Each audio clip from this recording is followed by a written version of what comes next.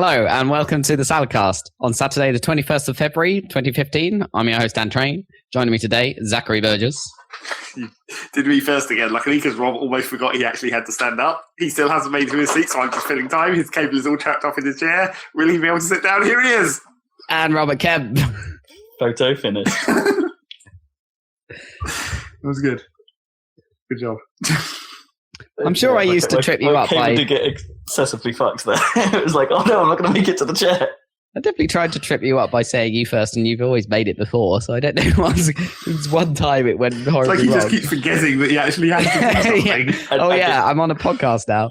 Well, the thing is, it's because I've been talking to you from afar, from across the room for a few minutes, and then it's like, oh shit, yeah, I need to move into optimal mic position while we do this. For our listeners, so you can hear you spew your random bull hit. And your Bull hits. Bull hits. Hits those bull balls. hits, yeah. They're better than bull misses, anyway. Yeah. I'm trying to work out what that means.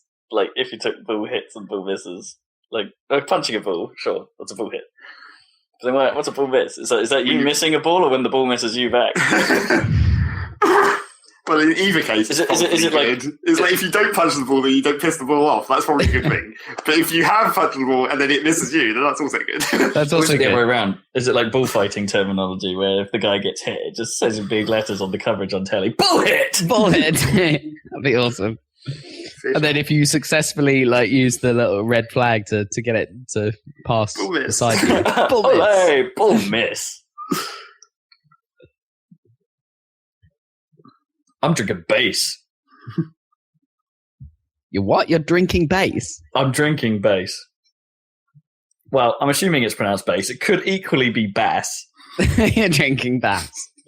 So either you're drinking a low frequency audio oscillation, or you're drinking some fish.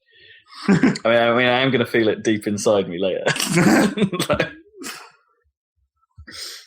That's what bass does, right? Actually, that's what bass probably does. To some people. Yeah, probably. If you're just drinking bass, I imagine that probably would be coming back later. Oh, God. You're gonna feel bass deep inside, did you say? Pretty much, yeah. It's a premium pale ale brewed in Great Britain. Which is called bass. It's called bass, yeah, or base. We haven't decided. It's super cheap and actually pretty tasty. So, Where do you purchase bass? I purchased it from my local Asda Ah, okay. Amazing. for £1. Bargain. I'm not here to represent base for It's Other fish slash other fish-based ales are available. are available. I don't know. Are there any ales? There must be another ale named after a fish. Probably. The mackerel. I'm drinking mackerel. I'll have a mackerel, please. You want a pint of mackerel? That sounds like how all good bar stories start. So I went up to the barkeep. Couple of mackerels, please. And then, You just hear the sound of a blender in the background. Certainly, sir. yeah, and maybe that's worth starting a brewery and just call it the Fish Brewery and name out all of your beers after various fish, just so you can have people ask for that. The Fish Brewery. The Fish Brewery, yeah. Genius. Bass by fish. Okay. That's just like a fish fragrance. It's like, Yeah. It smells like bass by fish because that's how fish you make it. Bass pour femme by fish. That sounds like something that actually probably does exist. Yeah. It sounds like a dumb perfume name Yeah. that they would have already used. Kippers for men. Fish. Kippers certainly are for them. People don't generally go for that fish smell in their cologne, I don't think. For their I perfume. want to go back to your fish misogyny just then. Like, kippers are for men. I was talking about your brother. No, okay.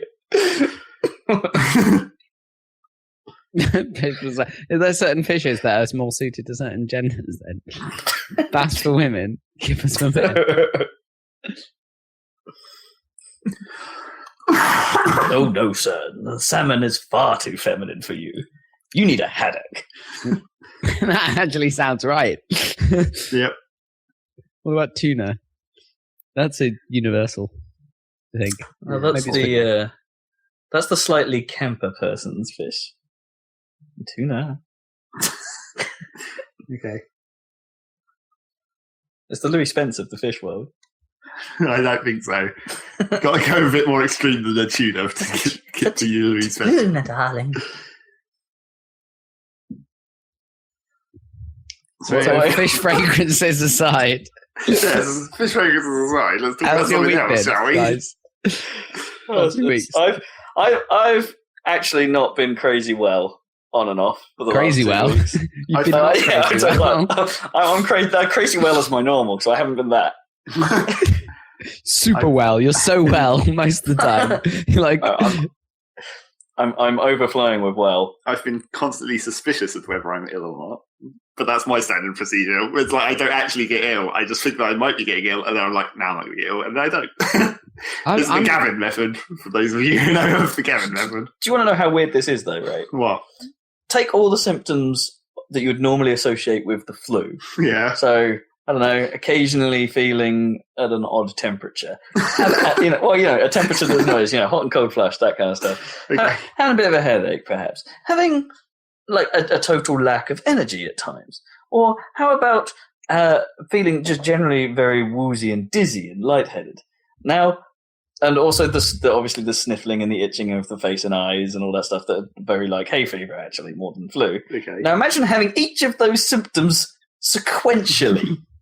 in order. Okay. But not necessarily in that order. I can't remember what order they but came. not all at once. But Within a day?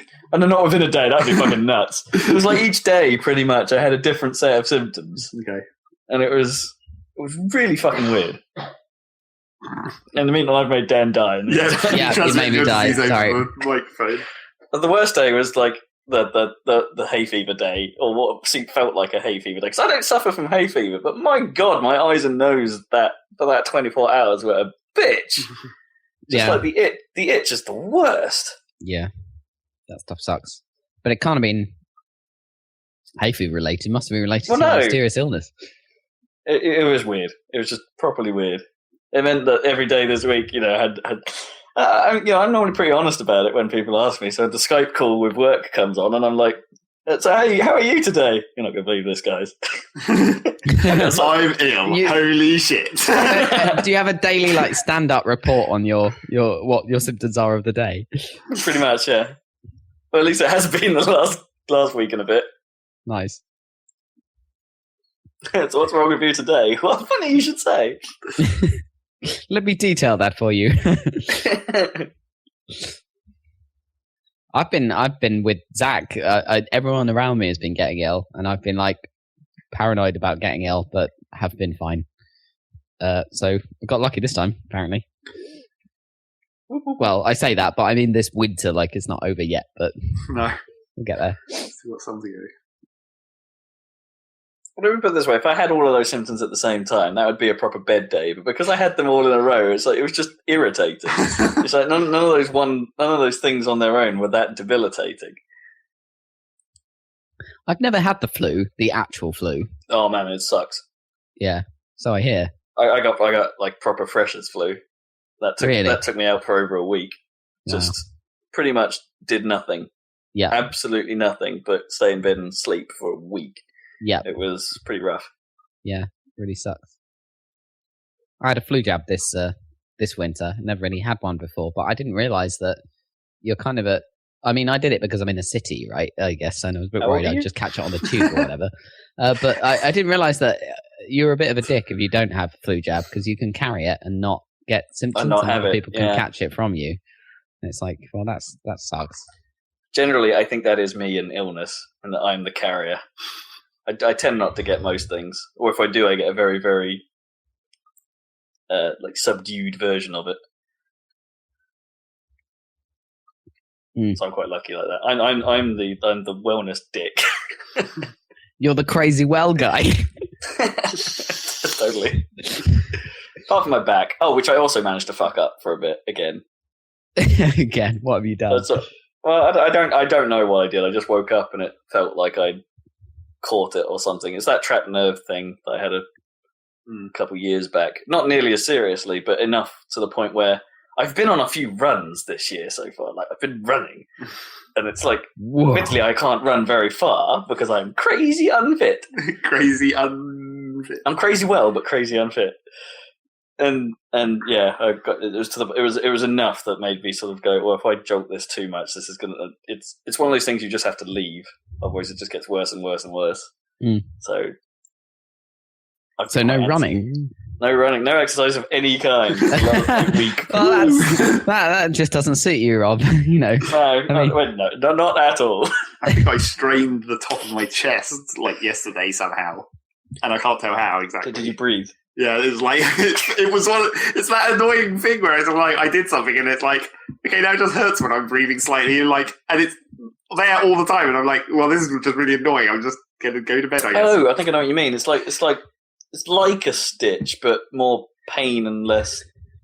Well, it wasn't overly painful. It's like I think I'd only just slightly twinged it rather than actually sprained it. Like if I do my shoulder, that's actually painful. What is it, like sprained a pec? Yeah, some muscle in that vicinity. And I was like, this is not actually painful enough for me to be worried or take any medication, but it is always there and slightly annoying me. I think last time I think I've had that happen once, and I know precisely how it happened because it also fucked my back up. It was one of those where I had an insane sneeze. Like the crazy sneeze ever. Crazy sneeze. It was seriously, I was the big bad wolf at that point. It's probably all my coughing that's doing my chest in. That's probably likely. It's just fucking off all my muscles in that vicinity. So, good times. Oh, this is uplifting talk. Yeah, how many things can you complain about? I screwed up my jaw. I think by leaning on it, with leaning my hand on your chin and my chin. Oh, yeah. I did it just after the last, or not the last podcast, maybe 2 podcasts ago. Anyway, and I looked it up, and it's like it clicks and stuff or whatever, and it's like I keep getting things where I keep getting things where it's like if you went to the doctor and told them, they'd just be like, oh, leave it alone, probably go away. Yeah. Well, to be honest, that's what my doctor said to me about my cough last time I went. Leave it alone. Yeah. The endless cough. Just wait. So I was like, I've had this cough for a fucking long time, and he was like, yeah, whatever. Go away and then see if it goes away by itself. And I'm like, you know how long I've had this? Yeah. You should do, because it should be in your fucking files. Yeah. Every time I come back, I say, I've still got this cough. On the other hand, it was like a different doctor the second time, because my original doctor retired. So. Oh, shit. Okay. That shouldn't reset things, though, ideally. No, that shouldn't reset things. You'd hope the NHS database would still have you, not you, under the command of this certain GP. And it's also a fucking pain in the ass to go to the doctors in Needham. Is it? It's because they don't... They not have it being the exact opposite end of town. Well, that is only very slightly inconvenient for me, being as it is about as far away as it's possible to get and still be within Needham from my house. But the problem with it is that they have an online booking thing, but you can only do it if you go there and give them a registration form to physically register for online booking. Yeah. Oh, so you literally have to go to the place in order to get the paper, in order to sign a thing that says you can use the online booking. And if you don't do that, you can only book during 9 to 12, and then they stop taking bookings for the day. Phone bookings. Right. And I'm never awake at that point, so... So presumably you just make one phone booking, you go there at the right time during these time periods, you then get the form, and it's never a problem again. Yeah, theoretically. But goddamn. That's just... Why can you not sign up for online bookings online? Yeah, what if you really need to go, and you're like... hey doc, I fucked up my back. It really hurts. I need to sort it out now. Go to the hospital, I guess. Oh yeah, but I can't get up. But the hospital won't. I don't know. Fuck it. Whatever. Yeah, it's dumb. Yeah. Well, my surgery at the end of my road, obviously it's London, so there's loads of people around. So they start taking bookings at 8 a.m. right, and you pretty much have to call them at 7:59. Otherwise, you're screwed. Yeah, you're not going to get one. That would for immediate for that week. In other words, the thing is, even if you have an appointment at the doctor's, you're always sat in the waiting room at least an hour longer. Well, that's like every time I've been to the dentist the last couple of times. You go there and it's like, make sure you turn up within 5 minutes of your time, because otherwise we'll get rid of you and replace your time with a different appointment. And every time I've been there, it's like, oh, we've got this other guy in here. He's going to take like another half an hour. Yeah. They don't time plan. Bah humbug. I hate those sort of services. So I really do. Let's not talk anymore about illness and doctors, I guess. No. It's What's your stupid story? What's my bullshit that I've got to fill the bullshit time with? Yeah. A bull hit or a bull miss? Well, it's a We will tell you afterwards. although miss is good, right, and hit is bad. That's our. Well, it depends. If we're doing it. Are we the bull or the what's it called? In this case, I think like if you're successfully bullshitting, the bullshit has to hit, right? Okay. So it's a bull hit. It's a bull hit is good. I think a bull miss means that dollop that you threw just missed everyone and landed on the floor like a sad cow pat. Well, in terms of random junk that I've got to say for no reason, this is very convenient. It's also game related, so that's a bonus. But I was like, this isn't really news. And it's not really what I've been playing because I haven't played it. So it's just like a thing to say in bullshit. But I've been keeping an eye on the Dwarf Fortress updates. Oh shit, okay. Not actually, he hasn't really been releasing very often, but he does his like 3 times a week blog post of what he's been working on. I did see a news article about poetry. Yes, that's what I'm talking about. Okay. It's the randomly generated poetry. Only it's not randomly generated poetry as much, because obviously that'd be too complicated. It's randomly generated poetic forms. Which is pretty funny, because you know how everything is in Dwarf Fortress when you like query it or whatever it tells you about it. Like you look at a necklace and it's like, this necklace is made of something by a guy and it's got hanging rings of this other stuff and it's encrusted with something. All that kind of stuff.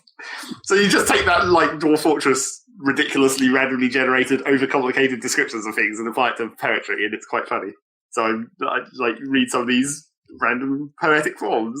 Sweet. Please do. Here's the first one. A reading by Zachary Burgess. Are these ones generated in your game then? Or not in my game. These are ones he posted of like examples of how it generates them. And he's also working on like randomized musical instruments as well, which could be doubly funny. Performed by Zachary Burgess. So the first one says, okay, it's a solemn poetic form concerning alcoholic beverages. Wow, what a surprise. Nice. The poem is divided into 2 distinct septets. Use of simile is characteristic of the form. Each line has 5 feet with a tone pattern of uneven even. The first part is intended to make assertion. The second part is intended to invert the previous assertion. Nice. So it's basically making in Mother Russia jokes, isn't it? I guess so. Well, it's like a meta describing the poem without being a poem. Without actually being a poem. That's cool. I like that. What else we got? What's the second one? A solemn poetic form intended to express grief over mining. Also appropriate. Nice. The poem is a single octet. Use of internal rhyme, assonance, and vivid imagery is characteristic of the form. Each line has 6 feet with an accent pattern of unstressed, unstressed, stressed, which is qualitative anapaestic hexameter. A what? Anapaestic. Okay. The ending of every line of the poem rhymes with every other. The 5th line of the octet contrasts the underlying meaning of the second line. The second line of the octet is required to maintain the phrasing of the first line. The 8th line of the octet uses the same placement of allusions as the first line. What? Placement of illusions? Allusion. Not illusions. Yeah. Placement of illusion. So the idea of these is they're actually consistent to the point where you could take those rules and if you were clever enough, you could write a poem that could fit that. I was about to say, that does sound pretty complicated, that second one, though. Well, there's a bit of a weird, it seems like the references are in the wrong order, where it's like the second line, where it's describing each line, it refers to the second line is referring to the first line, but then it's also like then it goes on to say like the 5th line is related to the 8th line, and the 8th line it's like those kind of relations are a bit complicated. Let's just scroll to another random one and do one more. It's like a haiku is an example of a form, right? And that's quite a simple one, but it has to have like one of the rules is it has to have like a cut between the second line and the third line, right? Like a almost a non sequitur, but it has to change the mood is the idea. Oh, this is a great one. This is like the complete bastard poem. A poetic riddle intended to complain about someone recently deceased. Nice. The poem is 2 to 3 couplets, so a bit of leeway there. Forms of parallelism are common throughout the poem in that certain lines often share an underlying meaning, and they sometimes have reversed word orders.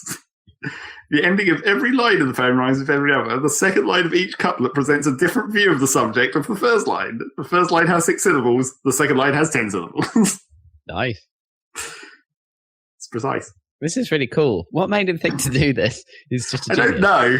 Sometimes I start to suspect, well, it's fairly obvious, I guess. You kind of realise that he sometimes gets hella bogged down in ridiculous minutiae that isn't that important.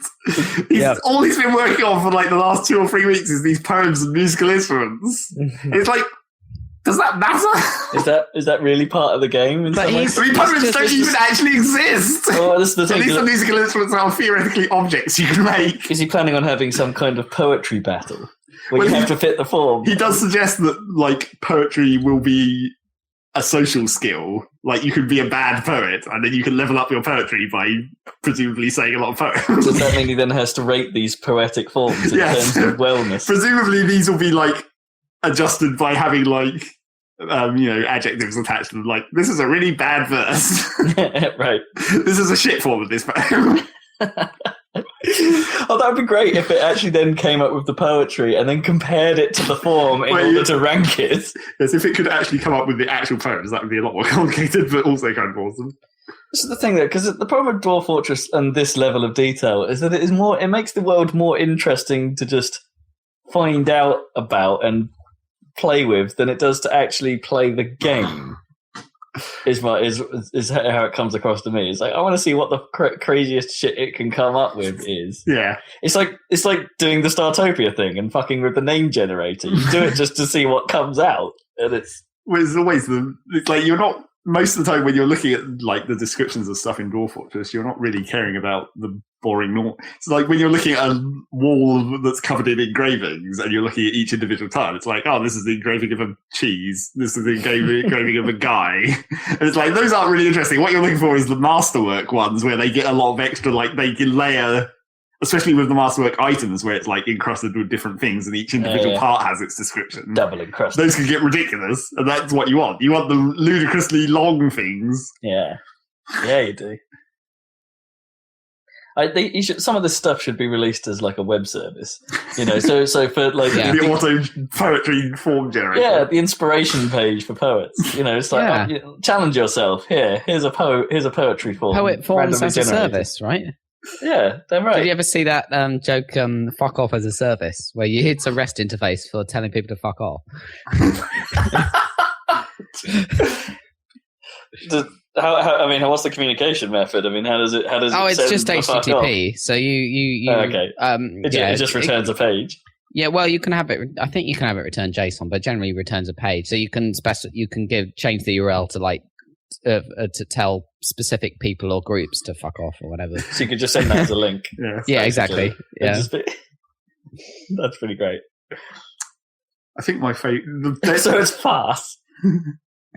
For us, fuck off as a service. I think the best engraving stuff you get in Dwarf Fortress is when you have like a master level engraver and he's engraving just like a room or like a whole wall. Quite a lot of the time you'll find engravings where it's just like, this engraving is an engraving of the guy engraving the last engraving he made. It's like, that's a bit ridiculous. That's awesome. Better. But he's obviously a modern artist or whatever. He's like Warhol or something. I don't know. It's because he's a like master grade.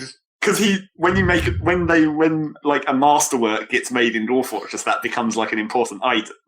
So because he's a masterwork engraver and he's engraving a masterwork previously, when he makes another masterwork engraving, he's making a masterwork engraving of him doing a masterwork. Object. Right. He was doing something so important. So I'll make another engraving of me doing that. I wonder how many times that could recurse if you looked at the actual names of the engravings, if you could find, like, this one's also an engraving of that previous engraving of him doing an engraving. Does that engraver then gain the character trait of egotistical? Maybe. The last greatest thing he did was that he wants to commemorate is himself. And there was the classic it was in one of the Dwarf Fortress stories that someone did where they found there was one of the leaders of their civilization really hated cheese for some reason. Ooh. But then the engraver who was doing all the engravings really fucking loved cheese, and he covered the dude's room with engravings of cheese, so the dude absolutely fucking hated his room because it was just covered in cheese. Awesome. Was it like it's basically changing rooms? So if the dwarfs are clever enough that if they hate cheese, the food stuff, but they also hate the concept of cheese. So if they see a depiction of cheese, they don't like it either. Well, yeah, I mean, I don't know if it's the concept as much as it's a picture of the food stuff. Or just a matching of the object cheese somehow. Yeah, right. I just knew that. It's pretty cool. It's pretty. It is cool.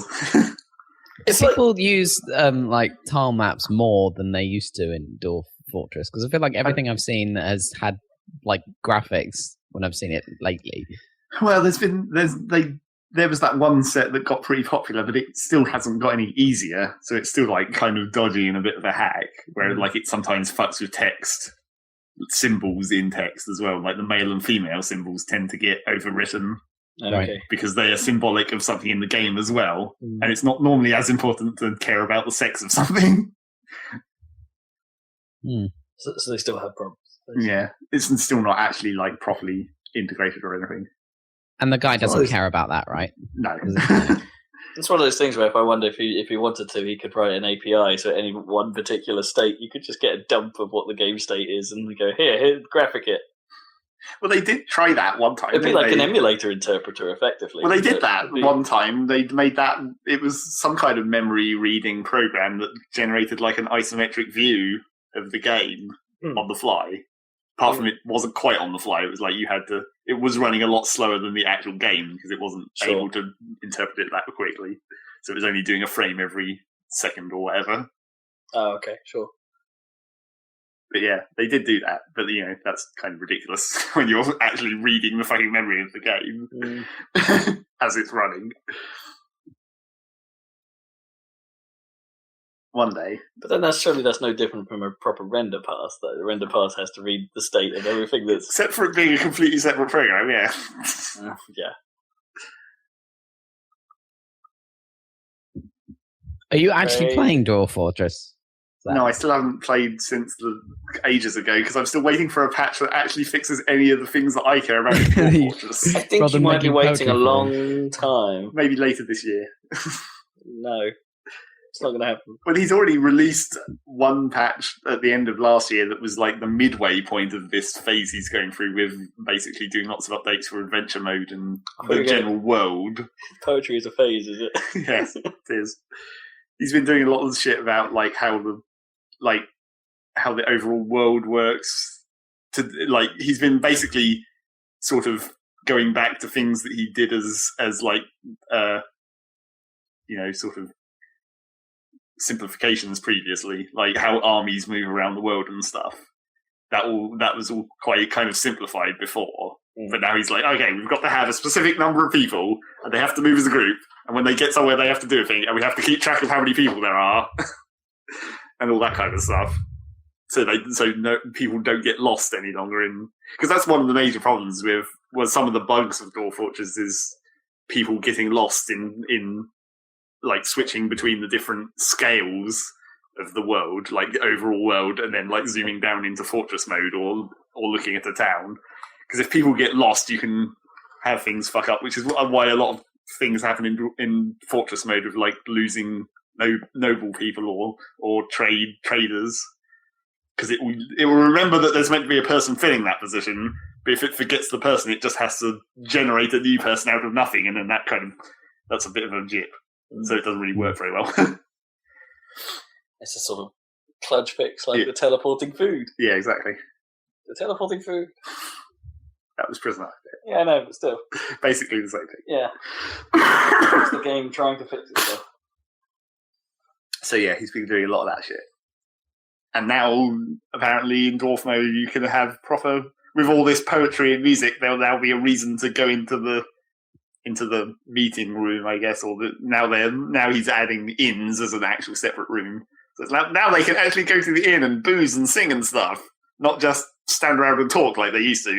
It's basically the same thing, but it's more fancy now. Booze. Speaking of poetry, right? Yeah. Or prose, I suppose. Okay. There was an article on the Poke. I think it was earlier this week, where they basically took lines from 50 Shades of Grey and then asked Google autocomplete to finish them. Okay. And the results were pretty dumb. I'm not surprised. Go check that out. I can't remember any of them off the top of my head. Cool story. Yep. Good job. Great job. Sorry, I've been watching this Tim and Eric's awesome show. Great job. If you come across this. Anyway, I just like the way that he goes. They have this massive, insane intro with like flashing colours and like 80s synths and stuff, and like the tongues coming out their faces and stuff. And at the end, it just goes, "Great job." Great job. Recommend. Good job, Jeremy. It's got a bit of Great job, Jeremy. bit of the older Zach Galifianakis in it as well. Yeah. Are there any fans? No, he isn't between two fans. Oh. Not at this stage. He's lost his thing already. Do we have any more bullshit to talk about? I'm trying to think if there's any more hilarious kitchen stories. I was going to ask. I think that Dwarf Fortress was definitely a bull hit. I think that Matador is like skewered. Yep. He's bleeding. The stretcher is coming out, but the ball's still jumping about all over the place. Can't get him off now. It's a problem. Stuck to the horn. I did tell Rob just before we started the podcast about how when I went to Tesco's, I saw they were selling cheese in 2 kilogram lumps. Proper lump of cheese. That's a lot of fucking cheese. That is a lot of cheese. It's basically a loaf of bread, only it's made of cheese. Apparently, cheese is the most stolen food. Really? People probably have steal quite a job cheese. stealing one of those 2 kilogram lumps. Yeah, I guess it's quite expensive, right? Yeah, it is quite expensive. Well, some of it, especially like fancy cheese. Yeah. To a lesser extent, your Cathedral City, but some of the others are a bit pricey. I don't care about fancy cheese. I just want regular, boring, medium cheddar. Medium cheddar. The cheddar varies too much. Medium is normally more reliable. Oh, well, that's why I like mature. I like the risk. It's dangerous. Live dangerously. Can you get medium cheddar in 2 kilogram lumps in Tesco? Yeah, I think it was. Nice. I do agree that a slightly mellower cheddar is preferable if you're going to melt it. I think a mature is better if you're going to have it like on its own. Maybe. Is my viewpoint on cheeses? The strength of cheddars? Fact. Fact. It's not a fact at all. Opinion. Subjective opinion. Well, you guys have just eaten a whole bunch of cheese, so no wonder you're... So much cheese. Yep, that's true. I can't think of any more hilarious kitchen stories. How do you... we might have talked about this before, but how do you... Have we talked about the shitty limescale filter things that are in the nozzles of kettles? I think we definitely have. We definitely did. Yes. What about them? It's like a common topic, I think. How was your tea? Fine. Because we don't have one of those anymore. Oh, it fell out, did it? Yeah. I poured it very slowly, like I do that with the kettle at home since the filter keeps falling out all the time. It's like if you pour it as slow as possible, then like the lip of the kettle helps catch the limescale as well. Okay. You don't dislodge it from the bottom where it normally sinks to. Because Gnome descaled the kettle. And descaled it. Yeah, it looked like it had been... It's basically like chicken wire, but it looked like it had been like cut out from within the window that was holding it. So it had actually literally fallen out somehow. Yeah, it completely there were bits. If you imagine a bit of chicken wire held by plastic around the edges. It's like there were still bits of chicken wire poking out. So around basically, the edges. what you're saying, it basically looked like someone had Basically, what you're saying is that you hadn't de-limescaled your kettle for so long that the filter itself had become limescale. Pretty much. Yeah. And then it dissolved. Nice. Well, we found it. It was the whole thing sort of dissolved. But yeah, it just sort of fell out from. But the weird thing is, the little thing that holds it is the strange little device because looks like it's got 2 windows on it, and it's like, well, it doesn't seem to be any way like replacing it or thinking. But the thing comes out. Yeah. As I suspected it probably so presumably you just buy another one of these that's got the gauze still in it or something, and you slot it back in. But it's the weird design of it, and that it's got like 2 windows, and they're like, and only one of them has gauze, and yet the way that it's mounted inside the kettle, it's actually quite a long way from the hole in which things from the spout. So it's like it actually probably wasn't doing anything anyway. I don't know. It was probably stuffing all the huge ass lumps of limescale in your kettle. Yeah, probably the jumbo lumps. Yeah. Yeah. So I'm glad you enjoyed your tea. Not crunchy. Not yet. Give it a month. That always sucks. Crunchy tea. Crunchy tea. Because it's crunchy because it's literally rock, right? Freaking limestone. Yeah. It's like, that's got to be good for your teeth. Definitely not. The main thing, it's like it's really bad for your teeth because, well, it's not really bad for your teeth in like actually damaging your teeth. It's bad for your perception of your teeth because occasionally you'll be like, "What the fuck is that in my teeth?" Oh yeah, and then I'll pull it out. And it's like, "Oh, it's just a lump of limescale." I thought my fucking tooth was falling apart. Yeah, that's happened. Horrible. Yeah. That's happened. Although, actually, in my case, sometimes that's plaque, and you like peel it off your tooth. Right, I think those kitchen stories were a bull miss. Yeah, I agree. So, should we move on to news? News! Is anything actually fucking happening? I'll tell you what games are coming out. I thought you said... I don't know about that. Games are coming out. Well, yeah. Oh, yeah, let's talk about... So, I don't really give a shit about the order, and I know people are upset that it's really short and stuff, but it looks freaking amazing. Have you seen that? Yeah, visually, I think we've had our Gears of War moment. Yeah, pretty much. You know what I mean, the next for this generation. Yeah, I mean, I know it's letterbox and everything, but goddamn, it looks awesome. Yeah, it's an amazing looking game. And the way it like transitions like seamlessly between gameplay and like cutscene it's really really cool. Yeah, there's no video cutscenes or any of that crap. It's all done. Yeah, it's a hell of a showpiece. It's just a bit of a shame that it's basically a poor man's Gears of War gameplay wise.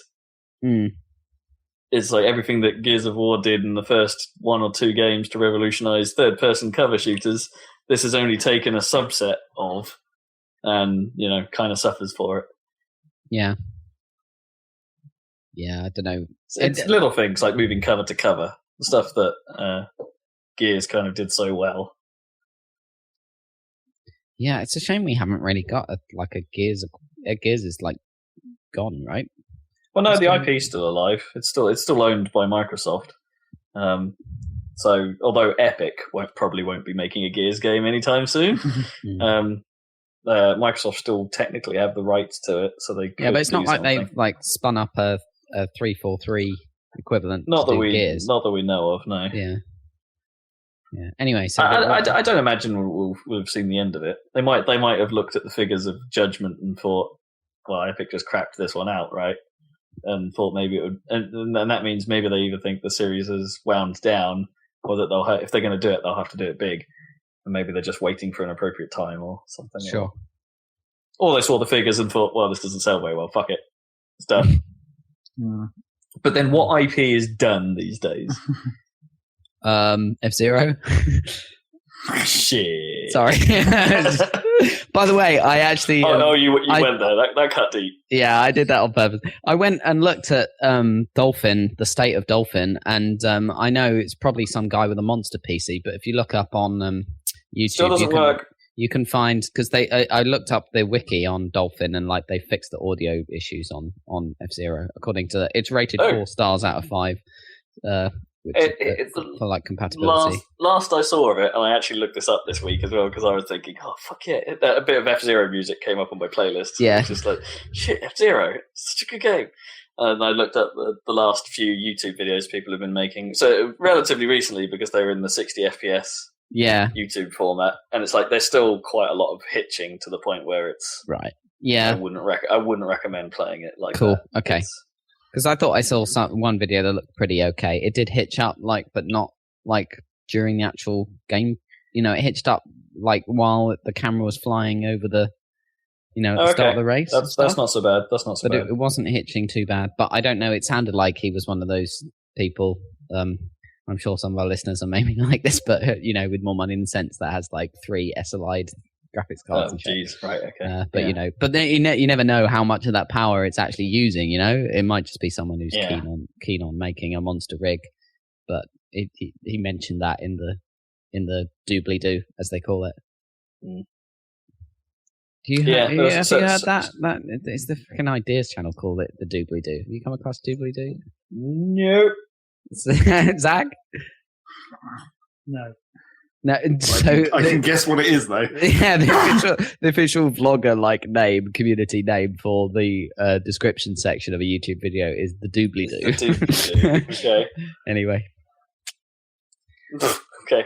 That's dumb. So it's in the doobly doo. Exactly. Pass the show more. Links in the doobly doo. Man, that thing is let's complain some more about YouTube, but it's a real ass how that show more. I hate how high that show more bar is. Well, it's it doesn't show practically anything, and then when it gets to the end of the video, that whole thing goes away and it gets replaced by the links. The giant share menu of Doom, yeah. It's that's literally the time when I want to look at that after I finish watching the fucking video. Yeah. Well, I want to go and look at.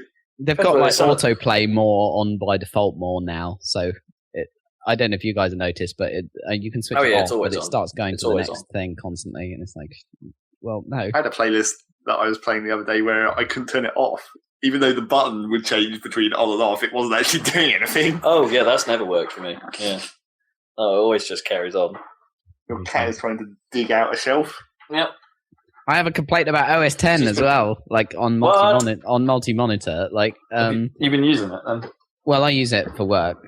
God, Jesus, cat! Rob's cat is literally destroying a shelf. Get out! But if you're doing multi-monitor and you click on anywhere in a YouTube video and it pauses it or plays it. Yeah. Right. I use that all the time because I can't be bothered to find the little play button. Yeah. But anyway, if I've paused a video and then I'm on another screen working or something, and then I move my mouse over the video to start playing it again and I click, it doesn't start because OS 10 doesn't generally have click through. So you usually have to click once to bring the focus to the window and then click again to actually interact with the window, which is a deliberate design choice. But I find it really annoying, so I got to just click the thing and have it play.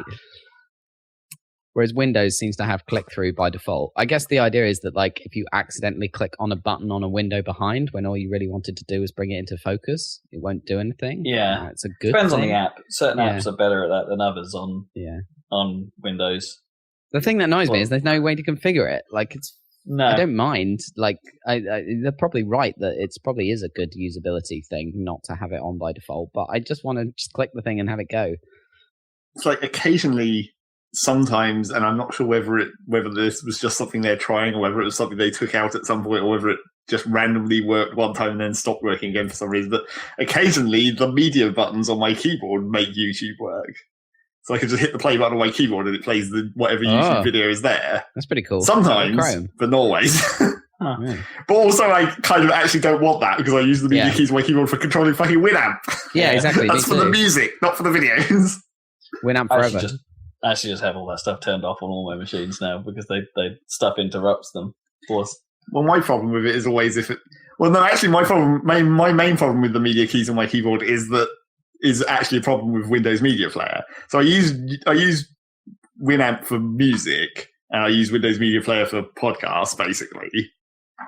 But sometimes when you close Media Player, it doesn't fucking properly close. It's the window closes, but the process stays in the background somehow. So sometimes it does that. Sometimes I'll close it. Then much later on, a whole another day or something, I'll be I'm going to listen to some music while I'm doing something else. Open up Winamp, hit play, and hear music and the podcast start playing because Windows Media Player is still there somehow. Mysteriously, Phantom WM Player is sitting running the process. It's retarded. Really Weird. annoying. I've never had that. The problem I have with media players is if I'm open shit too fast. Yeah, if I play one file and go, no, that's not the one I was looking for, and open the second file, and if that's because it hasn't closed down properly. That's basically the same thing. Yeah, it probably is. I get a pop up saying it sits there for ages doing nothing, and then eventually I'll get a pop up saying server execution failed. Yeah, and it's like, well, fucking hell. So basically, at that point, while it's waiting for that error message to come up, I fire up VLC and use that. Or just end task it. It's much quicker. Oh, wow. But it's easy just to wait for it. At that point, it's just load it in VLC because that'll start playing that instant because VLC is super fast. But I have discovered I sort of fall out a little bit with VLC doesn't make videos look very good, if you ask me. There's that sort of... It doesn't do the black level adjustments for... computer monitors very well, so everything looks quite grey.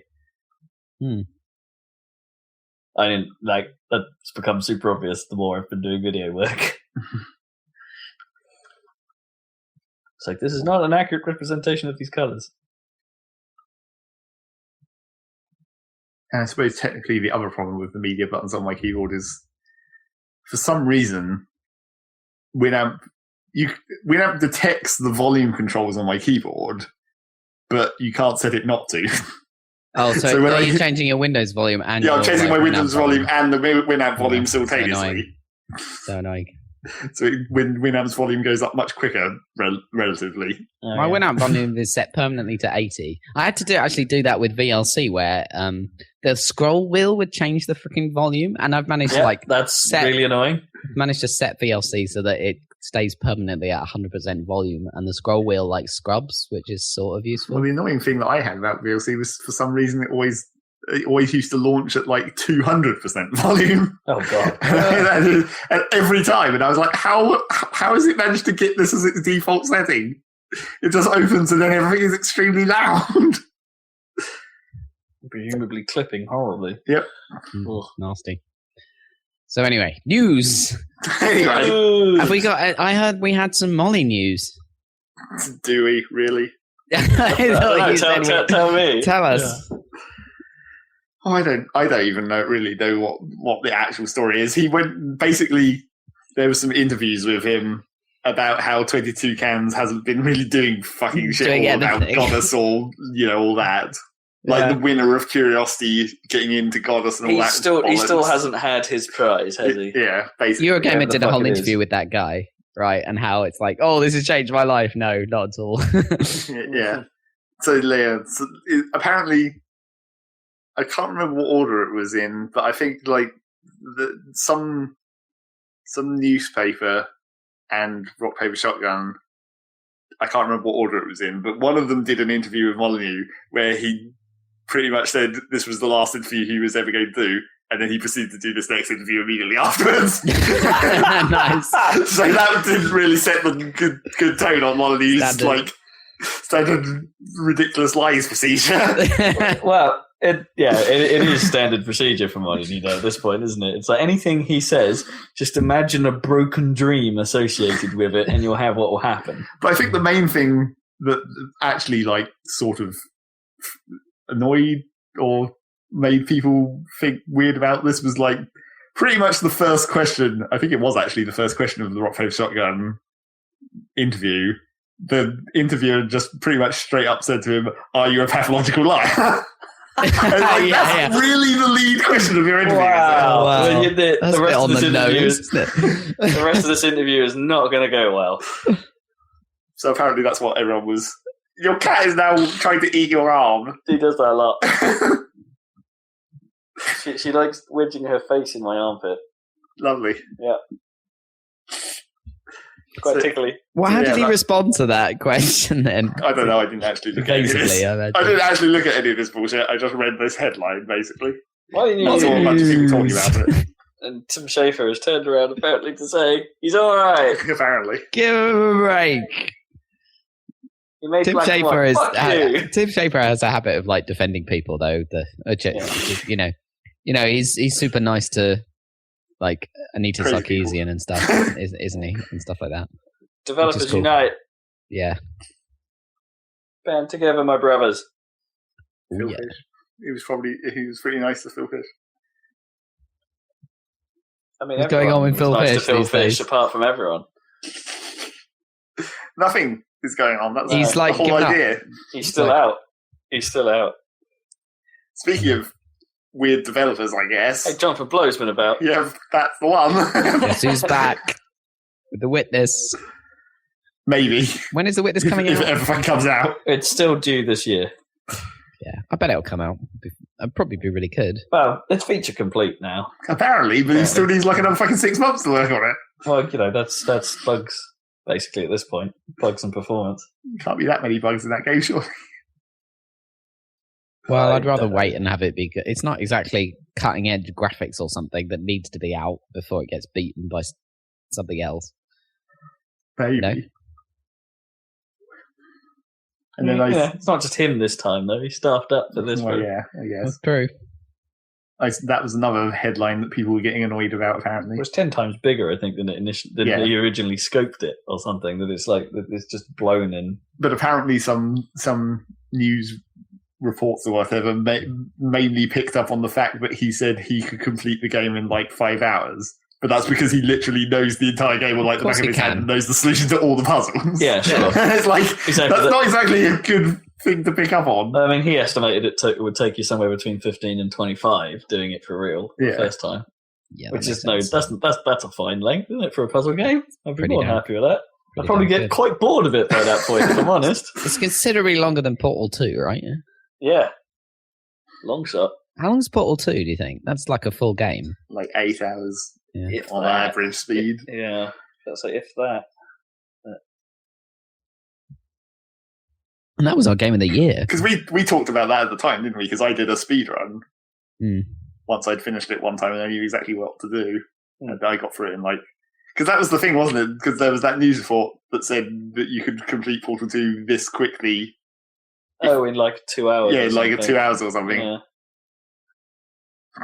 I mean, I can't remember what the result of my speedrun that was. Did I prove that or did I disprove that? I don't fucking know. I don't remember. Go back and listen to that podcast. Listen to season 2 of the Saladcast. Go back to our reportage. Previously on. Reportage. So yeah, all that happened. I put my notes away in this. Yeah, for some reason you put your phone away. Because we've talked about stuff for ages. What else we got? You're looking for news?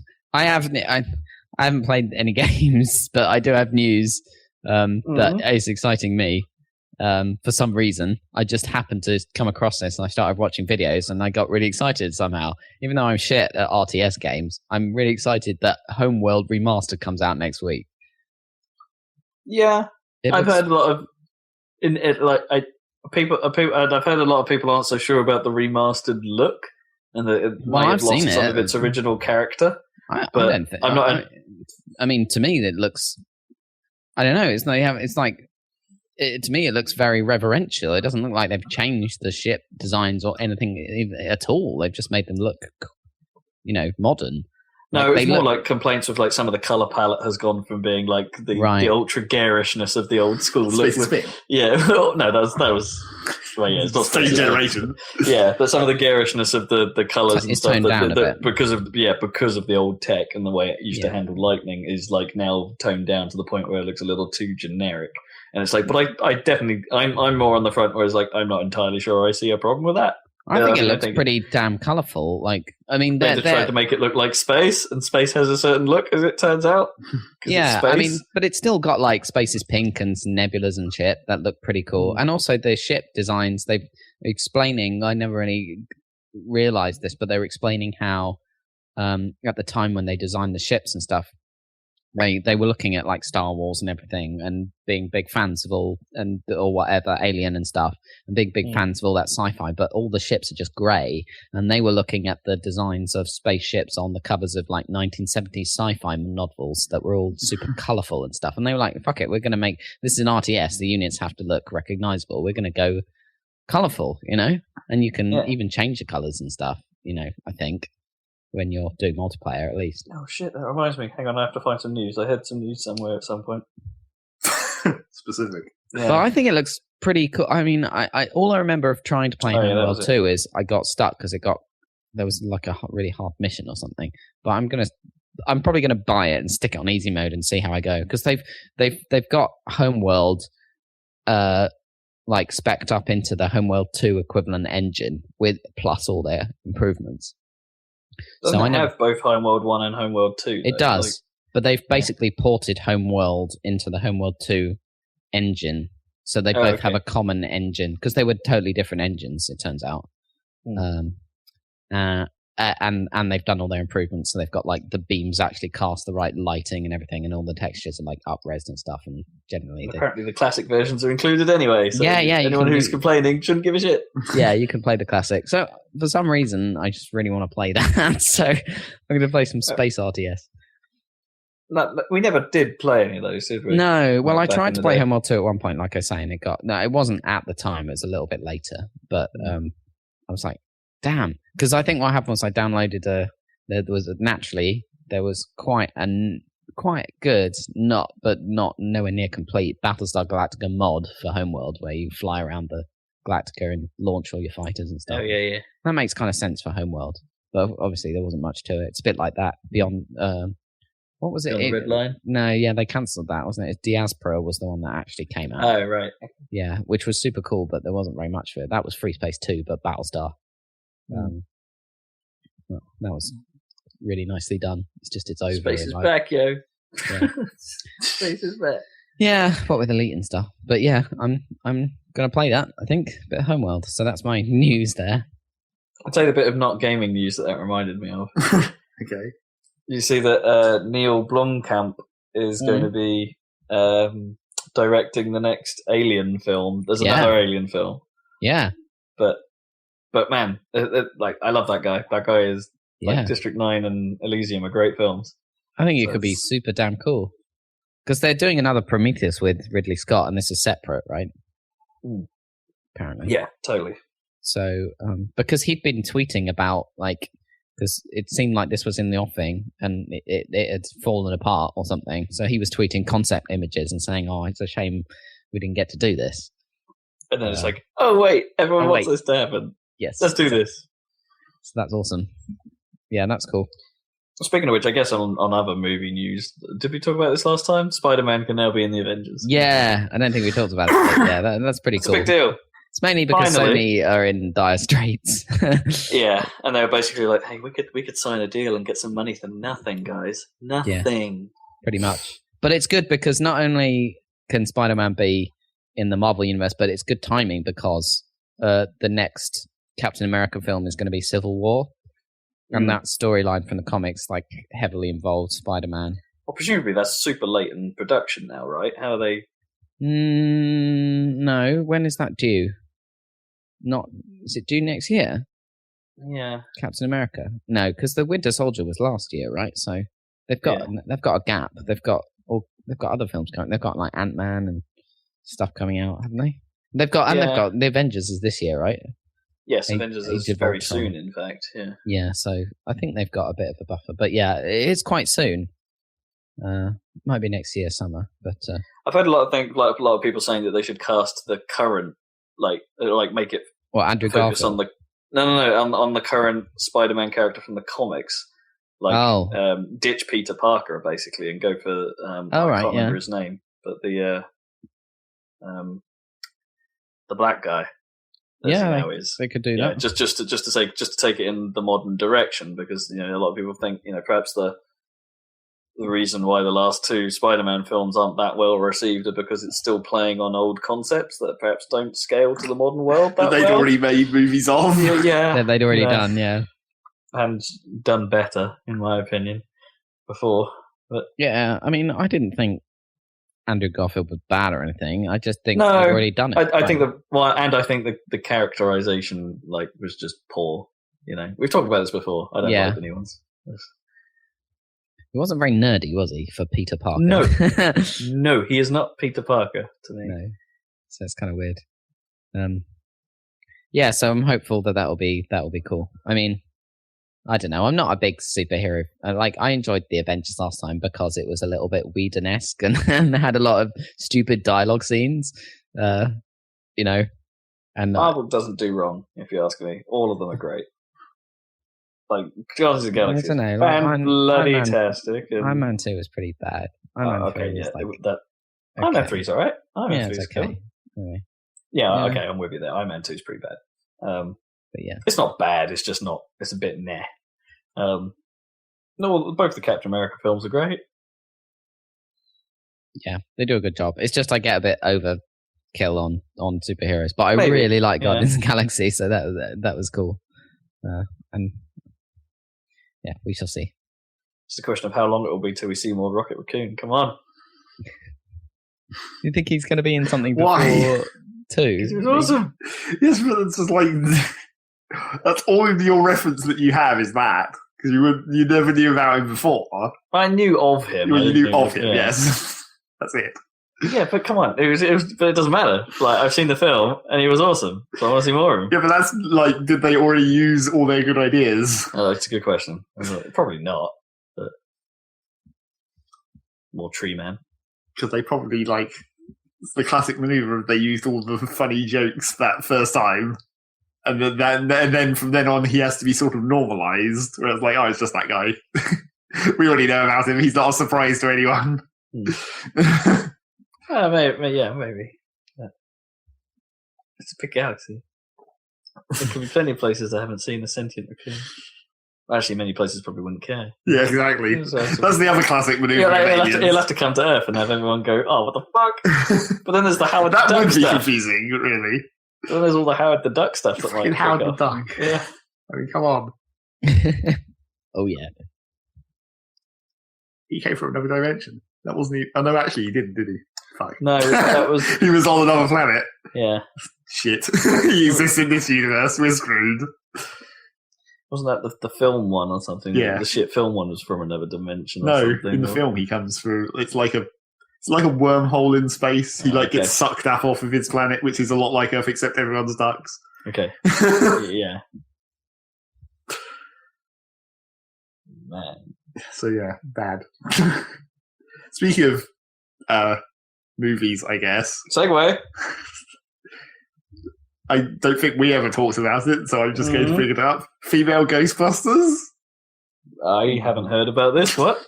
Oh, yeah. Yeah, they're making a Ghostbusters with an all-female cast. But I don't know where the idea came from, but it was like mooted on Reddit at one point. Everyone was like, yeah, that'd be cool. And then it totally is happening.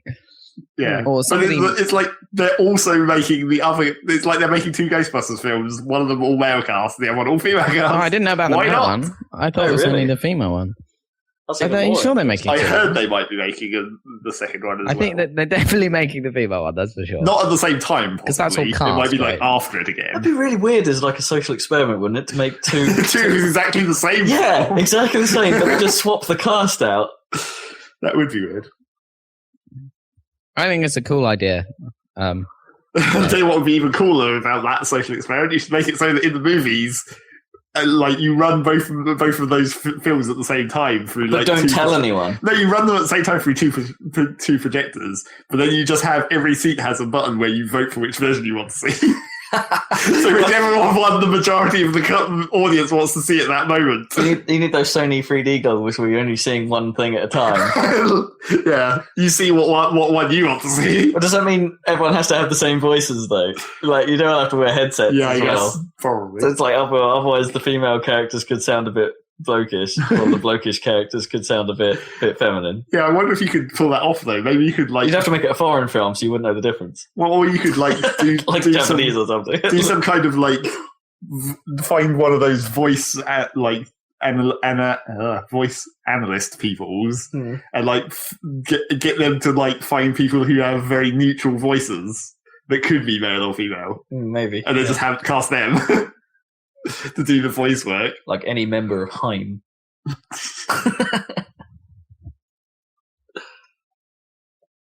I swear, when their first single came out, I could not figure out if the singer was male or female until Haim. L'chaim. So good. Because they're Jewish, right? I don't know. Rob isn't racist. What are you talking about? Shut up. Yeah. I think they are. He's only sexist. Just because I couldn't tell.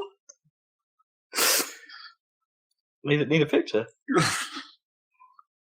So talking about TV and films and other things. Segue. Okay. Netflix. All right. Yeah. And Zelda. That's actually news, I guess. What about Netflix? Netflix and Zelda. Oh, what? Yeah. There's going to be a rumored to be a live action Zelda. They're developing it. I think it's quite. Which someone somewhere, apparently from Netflix, may have claimed they wanted to. They compared it to Game of Thrones for kids, which is what does that even mean? If you take exposition for kids, if you take all the adult stuff out of Game of Thrones, what the fuck is left? Yeah, there's literally nothing left. Lots of lingering landscapes. Yeah, exactly. Just a bunch of hills. A girl sitting there petting a dragon. I don't know about that. That's a bit adult.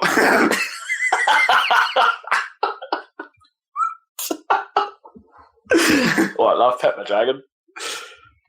Yeah, I don't think there is I don't think you could watch any of it, really. I don't know what they do for the kids who are acting in the show. They definitely can't watch it. They probably don't give a shit. Because they're kids actors. They've got to know, right? I guess, yeah. They probably know all this shit already. They probably know everything that's going on. But you can't show that to a 14-year-old or whatever. You don't. They just watch it. Yeah. They just watch it. Right, yeah. I guess so. Yeah. It's weird because I remember thinking when Skins was first on, that was 18 rated, and the kids in it were barely 18, and the chaos. Well, that was the whole point, wasn't it? It was supposed to be weird coming of age story that was actually at 15-years. But the sister, Effie Stoneham, she was definitely 14 or something. I don't think she'd have been able to actually watch it if it was legit. It's the thing when it's acting and stuff like that. The rules for that kind of go out the window, because you're needed to make that production that's aimed at another audience, supposedly, and weird, that's okay. It is strange. It is a bit of a double standard. But how else would you make these things? You know, exactly. It's like that scene in this is a bad example. It's like that scene in Lock, Stock where Vinny's. Is it Vinny Jones? Is that his name? Yeah. That's the guy. But his kid in the film at least sort of swears a bit, and he's just telling him, "What's your fucking language?" You know, it's a classic line. But yeah. So Zelda, I guess. Zelda. I don't see it at all. I don't see how. It's not. All I want is for someone to say, "Excuse me, princess." It's me. We just have to reference one terrible Zelda thing and a different terrible Zelda thing. You must die. But the thing is, Netflix have made a bunch of original programming now, and it's all been really good. I don't think they've put a foot wrong, really. I like the Arrested Development thing was quite good, and I like House of Cards, and I like Orange is the New Black, and. I don't think it's impossible. I just think that it's an incredibly difficult line to walk, if you know what I mean. It's you either go too dark and make it inaccessible to the kids, I guess. That they're aiming for. Yeah. Or you make it too whimsical, and then it just looks like a crappy kids show, you know? That they're also aiming for. I don't know. It's a difficult one. I think their ability to make it good is kind of hamstrung by the material. I don't know. Well, I would really like to see it be good, but the kind of thing I want to see will not be what they make, probably. I mean, live action doesn't seem to suit Zelda to me. I can't really imagine something about the designs of the characters and stuff don't necessarily. Well, the other question, one of the other things people have been saying about it is just what are you going to do for a story? Because if you do the Legend of Zelda story, there's only literally one story in the Legend of Zelda, and then just some wrappings that kind of modify it a bit. You go and fight Ganon and get the princess. That's it. One of the best idea I've heard is that they do that over the course of, say, a short series, and then the second series is that again, but they start from scratch, and do what the Zelda games do. Yeah, that would be funny. But annoying. It would probably piss off actors because they probably want to get different people for most of the parts then, surely. Maybe. Yeah, but Game of Thrones kills people constantly, so I don't think... Yeah. But then that could be part of the trick, couldn't it? They could have the same cast back, but their characters are portrayed wildly differently, say. So, like, you know, except not wildly differently, because the character's always the fucking same in every Zelda game. maybe. Well, yeah, unless you count Wind Waker, I suppose. But Even then, I mean, apart from the fact that, like, Tingle. no, he's exactly the Tingle is literally exactly the same in every game. Fuck, you need Tim Curry to play Tingle. What about Jim Carrey? No, he's not big enough. There's something about the slight podginess of Tim Curry's bearded face. Maybe. That that's you need Tim Curry. If you don't cast him, you fucked up. Brian Blessed. I'd really I'm just naming random actors. He wouldn't be Tingle. You'd have to make him like a Goron or something. Yeah, that would be pretty Yeah, he could be king of the Gorons. That would be pretty good. Yeah, the crazy dancing guy. Yeah. Orlando Bloom is one of the Zoras. Maybe. Yeah. So, yeah. He looks like a fish anyway. Bass by fish. Bass. Bob. Zora by fish.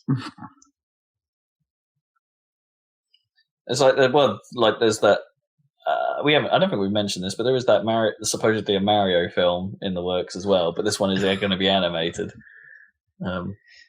I reckon Pixar, for example, not they ever would, could make maybe a good Zelda film with animation. But yeah, I guess really they have the story writing chops. They could pull it off. The other question about the Zelda thing, and I guess the Mario thing, is like how involved is Nintendo? Because they like to keep a hold of their of everything. They probably don't want people just fucking around with their story in any way that they want. Yeah, they do now anyway. Not back in the 90s. No.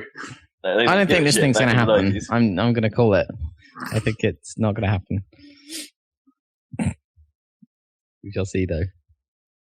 No. We probably won't see, though, because none of us have Netflix. I reckon what will happen is they might do some test footage or something, like try some ideas out, and then they'll go, no, and then those will get leaked. I bet that's the extension of Dan's bet, is I reckon we'll end up seeing leaked test footage that they thought was crap. Okay. And that's what did it, Test footage. It's like watching Better Call Saul, speaking of Netflix. But I haven't seen Speaking of things, episode, but it's good. Speaking of things that aren't going to happen, do you remember BioWare? Which one? The BioWare, okay. Supposedly. Do you remember they were working on a new IP? Not that really. We heard some amount of info about at E3 last year? They were making stuff. Yeah, the EA We're Making Things segment. Are you looking forward to that stuff? Hell no. Good. Because it's not going to come out. Whatever it was. And we know what it was now. Do we? Really? Yeah.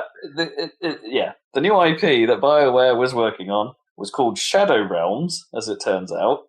It's a very boring and generic name. It's a shit name, yeah. I'm pretty sure there's probably already a thing called Shadow Realms. And was purportedly going to be... Is purportedly the right word there? Yep, that's pretty good. Probably. Okay, awesome. Good enough. I couldn't work out. Suddenly my head was like, don't you mean reportedly? And it's like... Basically the same thing. Yeah, that kind of works. A 4v1 multiplayer game. It sounds a little bit like that Fable thing, if you ask me. Okay.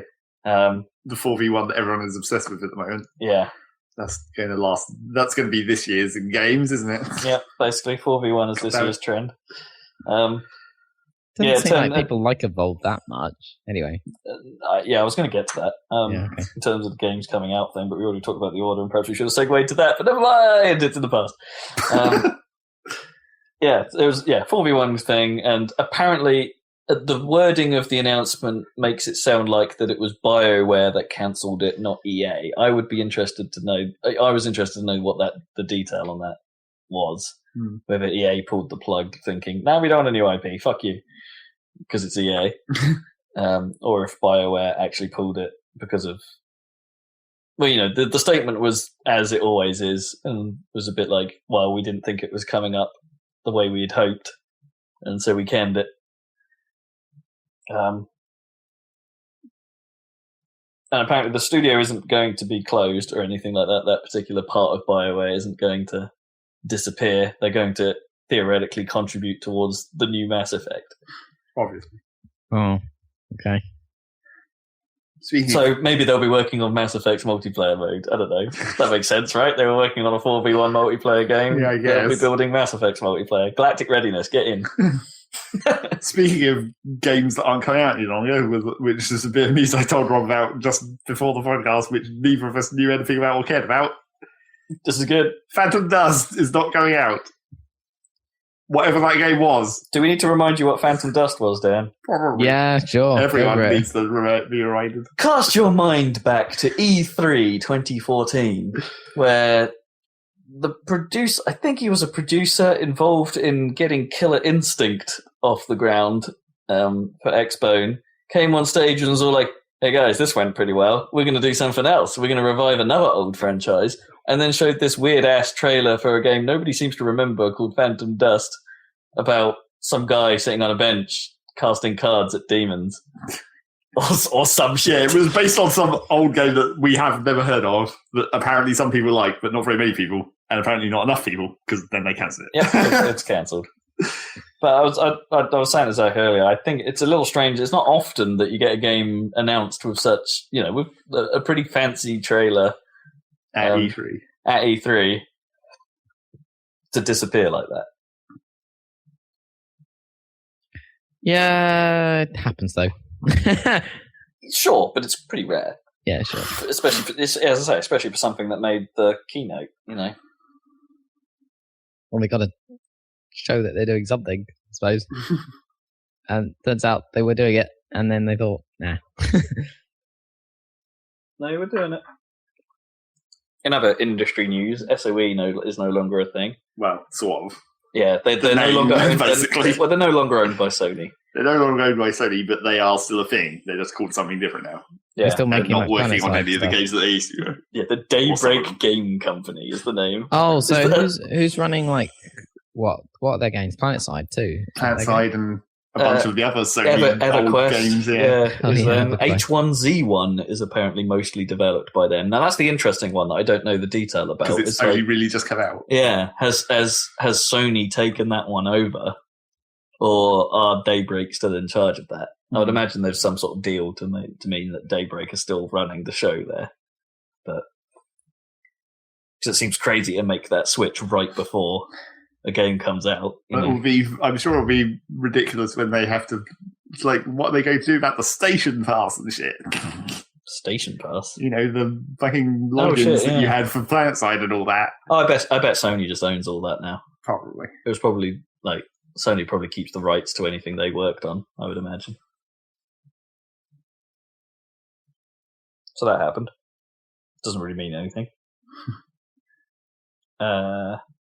In other news of stuff that probably won't come out, or probably might not happen, Valve is supposedly going to tease new Steam Machine news, or probably actually say some Steam Machine news. I don't know.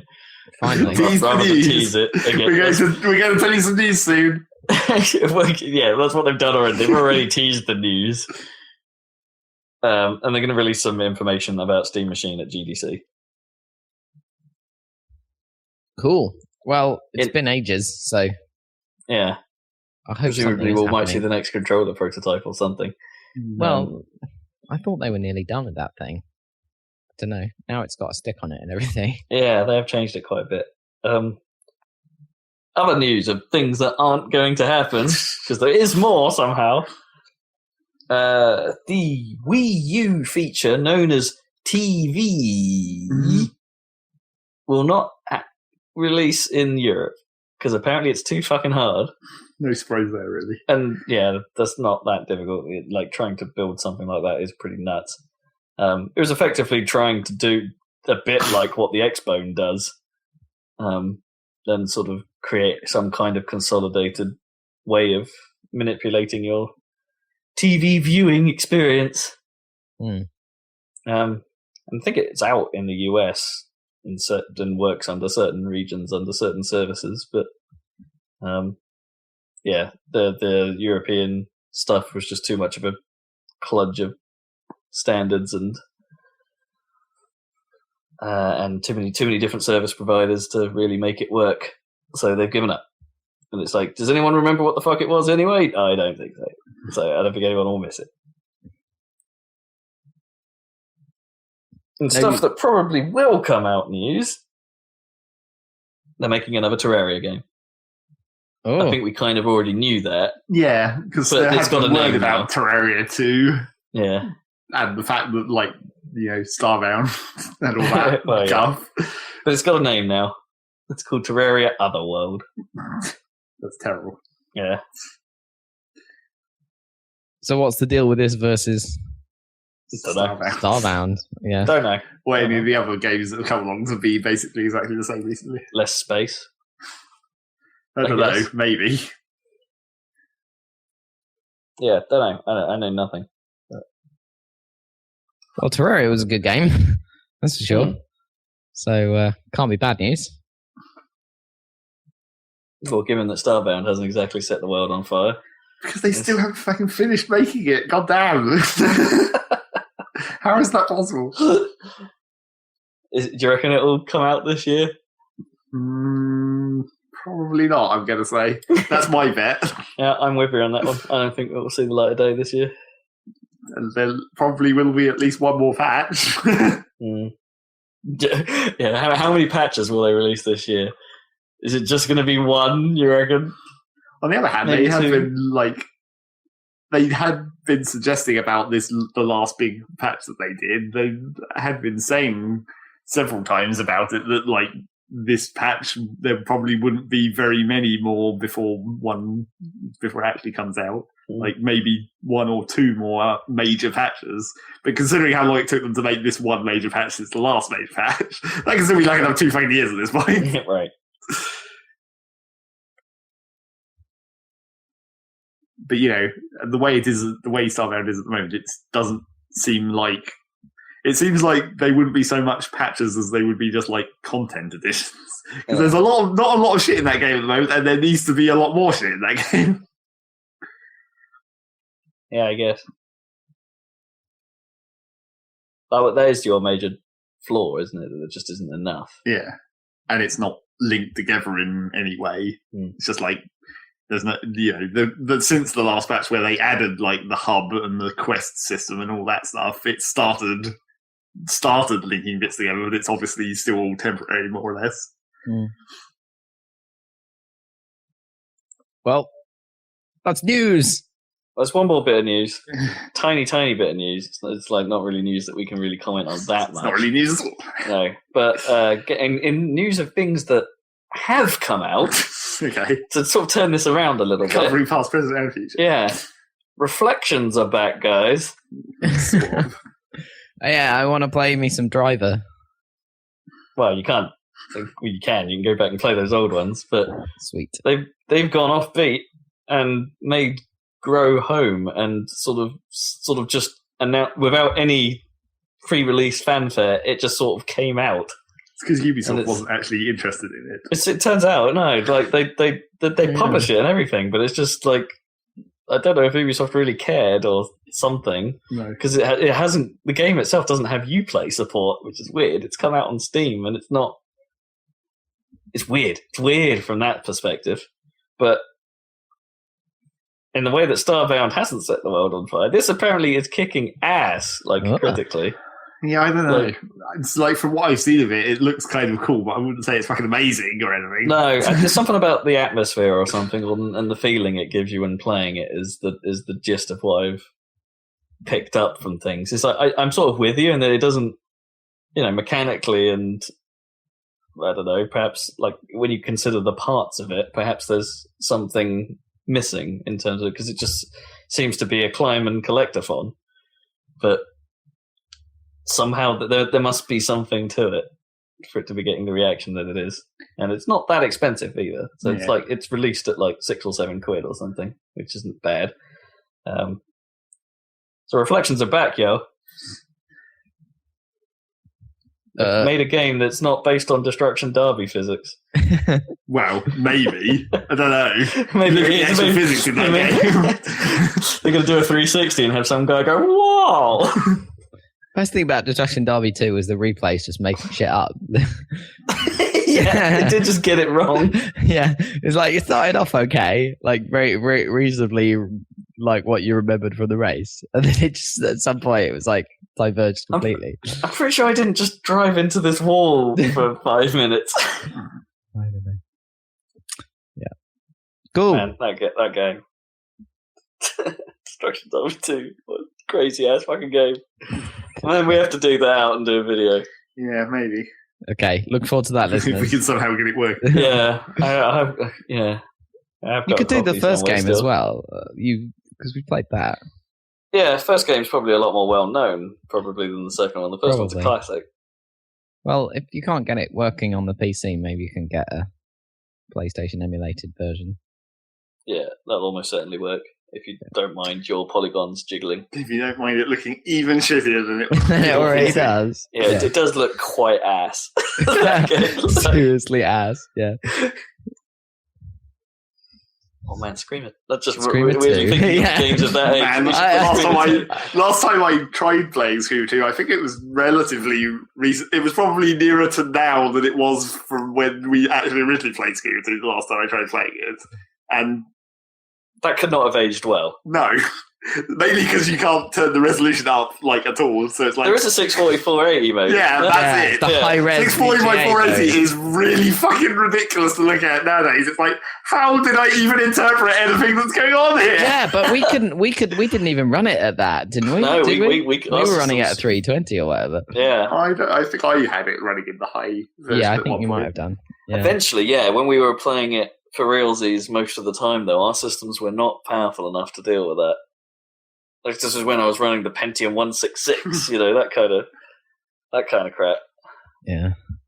I don't know how I could tell the difference between like trees and road, or like it's all just a blur. I just remember on the England track being able to fudge it on that hairpin, so if you mash it in the wrong way, the cars can't flip over, Yeah. so they end up just pointing upwards and spazzing out. I used to love that game. Should do a look of that as well. Fire them both up. Damn right we should. Yeah. But add that to the list. The DOS A to Z. Don't know about that. We've got quite a lot of shit to do there if we're going to do that as well. Yeah. Like still so I can Micro machines. yeah, well I guess. Technically. Psycho Pinball. I don't think Tank Racer was DOS, but that'd be funny. No, that was just about Windows. You guys should probably do Revolt as well at some point. Yeah. No one Yeah, cared about I was that game as I was much as you literally guys. thinking about that this week. I was thinking we should totally do a video Revolt. Yeah, but I mean, we haven't got any of our custom shit. That game was all about the custom shit we made for it. Yeah, I the don't know if it nuclear was all city, about you know that. that. Oh man, yeah, what some of the stuff we made on that though, that was so good. I've still got track files for some of the cool custom levels that I downloaded. Oh yeah, Like yeah. Garden Free and stuff. Oh. And rooftops. Yeah, it's not the same though. It's not the same. As good as those are, it's not the same. Earthquake. It was a good level. There's my version of Revolt where I replaced all the sound effects with sound effects from Quake. Yeah. And we did the voice sound. Our effects, custom version was good as well. Chunk rumble rumble. What was the Shock, rumble, rumble, rumble. And it modulated the sound, so when the cannonball or whatever it was moving really slowly, it was like Rumble, rumble, rumble, rumble, rumble. Yeah, that was the classic. high speed. Well, Didn't we make the wheel screech noise into me doing an opera impression? yes. So you're going around corners going, "Ah!" Yep, that was pretty much how that went. Anyway, all games. As the fireworks went, down, down, boom! Of course. Oh yeah, that was Of course they annoying. did. Very annoying. Right. What have you Not been as bad playing, as man? There's the Anything global like that? electric effect where you fired it and it just goes dop. Where? Stop. What the hell?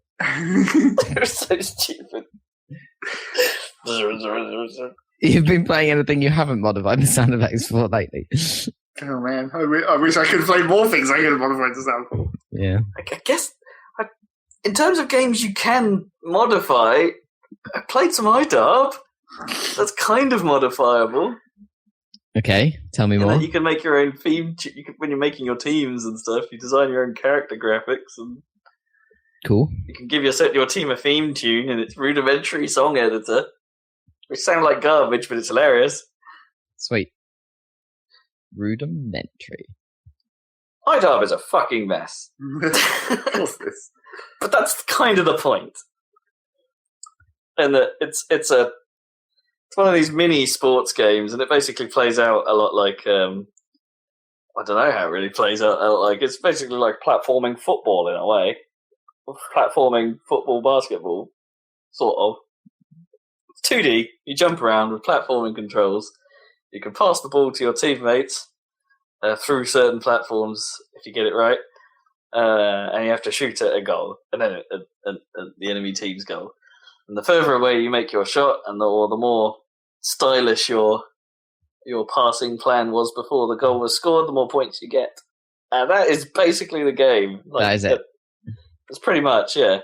I mean, at half time you get like a little random mini game, and at the end of the game, whoever was MVP could possibly be out MVP'd by someone wiggling their stick fast enough. It's got lots of silly little things, and it's also like home to probably one of the craziest Twitter implementations ever. If you're not aware about it, it's like the game has the idea of hash bombs, where Right.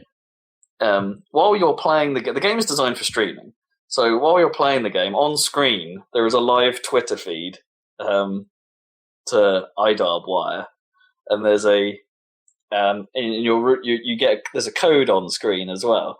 Okay. So like a 4-letter room code, basically. So when you're streaming the game, players can send messages to either your Twitch chat channel, or your Twitch channel's chat, or tweet IDARB wire with the room code and cause things to happen within your match. And it's fucking insane. Right. Okay. What sort of thing? So the things go from simple, like you can turn off the lights, for instance, which makes the whole screen black, like in the classic style. So you're fighting in total invisibility. Okay. But then there are other things that make it could make everyone's controls go backwards for a certain period of time, or it could spawn lots of fake balls into the game, so everyone's like trying to figure out which one is the real ball whilst trying to play the game. And then things get utterly bonkers from there. Like one of them is just called Boo or something, where it just replaces the screen with like a classic scary internet scary face, sort of just blah for a bit. Or there's one that makes it do the Sega theme, except it goes IDARB, just taking over the screen briefly. Nice. Right. Okay. You can apparently tweet pictures to the room code, and they will appear in the background Right. during the match. And there's like the puke train that causes the whole game to start zooming in and out wildly. The puke train. There are tons. There are tons of them. The Lang Zone. Yep, naturally. You could just use the picture theme to do that as well. Yeah, that's true. The Dave Lang Zone is animated, so he's got his back to you at first, and he turns around. It's like it's a stupid bloody game, but you need to have to get the most out of it. You need to be streaming on the channel and have a reasonable number of people watching. Right. Or at least it could be quite interesting if you had a house full of people that maybe might not be playing the game. I don't know. This is where it gets dumb, I suppose. You need because it supports up to 8 players, either locally or 4-on-4 with 2 Xboxes over the internet. Mm-hmm. But then you need to have people sending random hash bombs into your game or something. And supposedly, I think you can if people were watching the IDARB Wire Twitch channel, you can tell it to just pick up hash bombs from that. Okay. Okay. And just get a generic feed from what's going on there. But last time I checked, there was nobody using that chat channel, so that doesn't fucking work. Nice. That's supposed to be the one place where you get a guaranteed stream of hash bombs, right? Yeah. I mean, you can tell the game to automate it anyway, but you don't get. Apparently, you only get the common ones, and supposedly the full list of hash bombs that have been created hasn't yet been discovered. Supposedly. Right. Cool. I suppose. It's a bonkers experience, and to the point where it becomes practically unplayable as a game if too much is going on. But I also think that actually at the scales, like as you increase the player count, I think things get worse. Like, so 2-on-2 is probably the ideal for that game. As soon as you start getting 4-on-4, there's just too much going on. Right, yeah. And it's just, like, actually making a play, I guess, in the sense of that word, just becomes impossible. Mm. And it's like, but you need at least 2 players per team to make use of some of the, like, team mechanics, I guess, to be able to pass to your opponent who's near the goal, who alley-oops it into the net for a ×2 multiplier, you know, that kind of stuff.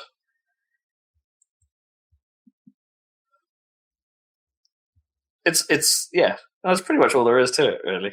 It has some really bizarre stuff in the menus, just like a recipe book which actually has real recipes in it. Really? So there's no crafting in the game. I don't know how the fuck you unlock them or why they're even there. But hey, like, there's some weird stuff in there. In there, that should be the next thing in Dwarf Fortress, like recipe generation. Damn right, yeah. Yeah, that probably would work pretty well. And then, of course, people then have to try them. Yeah. It's the Chef's Inspiration web service. Here's a random recipe. See if it works. Well, the trouble with Dwarf Fortress is like none of the foodstuffs exist in real life, or at least a lot of them don't. You couldn't get any plump helmets. I guess those are just mushrooms, technically. Okay. Probably you could substitute that quite easily. No cave wheat, just regular wheat. Cave wheat, the best kind. That's great. Quarry bushes. I don't know what quarry bushes are even meant to be. Like, what real world food equivalent is a quarry bush? Because apparently you eat the leaves of this quarry bush, but there's also nuts, rock nuts. Rock nuts. Are you sure they're not stones? You can press the rock nuts and get rock nut oil out of them. So they're definitely some kind of nut. Walnut. Yeah, so something along those lines, presumably. Rock nut oil. Rock oil. So at some point, I need to put. I think I should make all you guys characters so we can have a happy salad team. Yeah, I've made the flag, and I've made myself a spoon. Okay. For some reason. So I can be Glacial Spoon. That's your representation. Yeah. I mean, Zach's got his cave salamander. Yeah, I could totally manage that. Yeah, Dan, we could try and make a representation of Dr. Nick. Dr. Nick Riviera, yeah. I mean, what are we going to do for, like, Kippers? Kippers could have, like, a chef fish. hat, maybe. Like, what's his DJ Kipling side, isn't it? There's a chef hat wearing headphones. So maybe we could put that in. Yeah, and we should try this game properly at some point. But rather than me trying to play with computer players. I did have a couple of viewers hash bombing me when I tried to Twitch it. Skipper's done this thing. I don't think he has, no.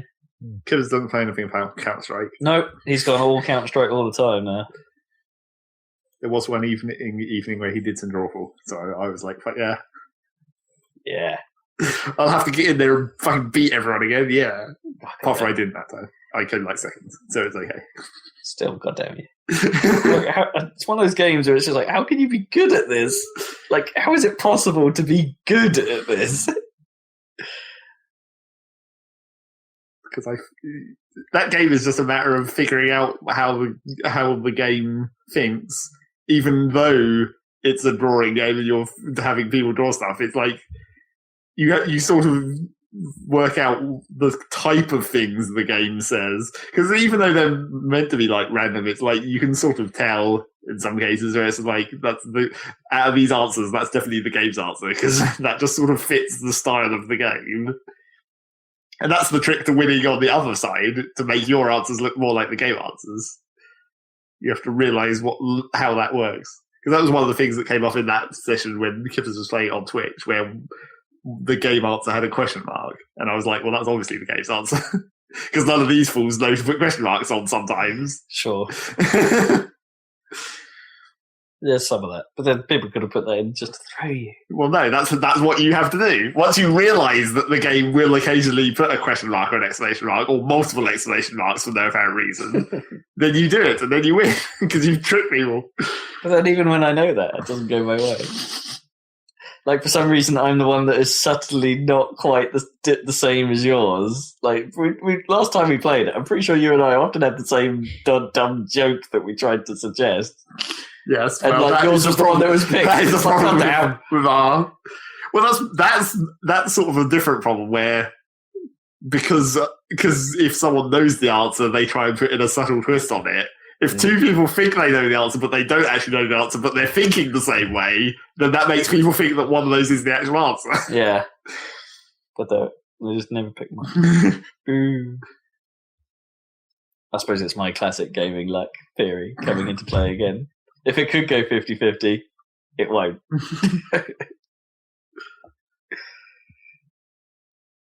Oh, and the other thing that happened during that session with Kiffers is you remember how the one time when we played, it gave me one of the answers that you'd put in previously to draw. Oh shit! Yeah, that was weird. But then on Kiffers' stream, it gave one of the players the name of one of the other players to draw. Oh wow! Maybe it does that on purpose. Yeah, then. I'm pretty sure it does. Yeah, that's cool. That's cool. I mean, when we were playing.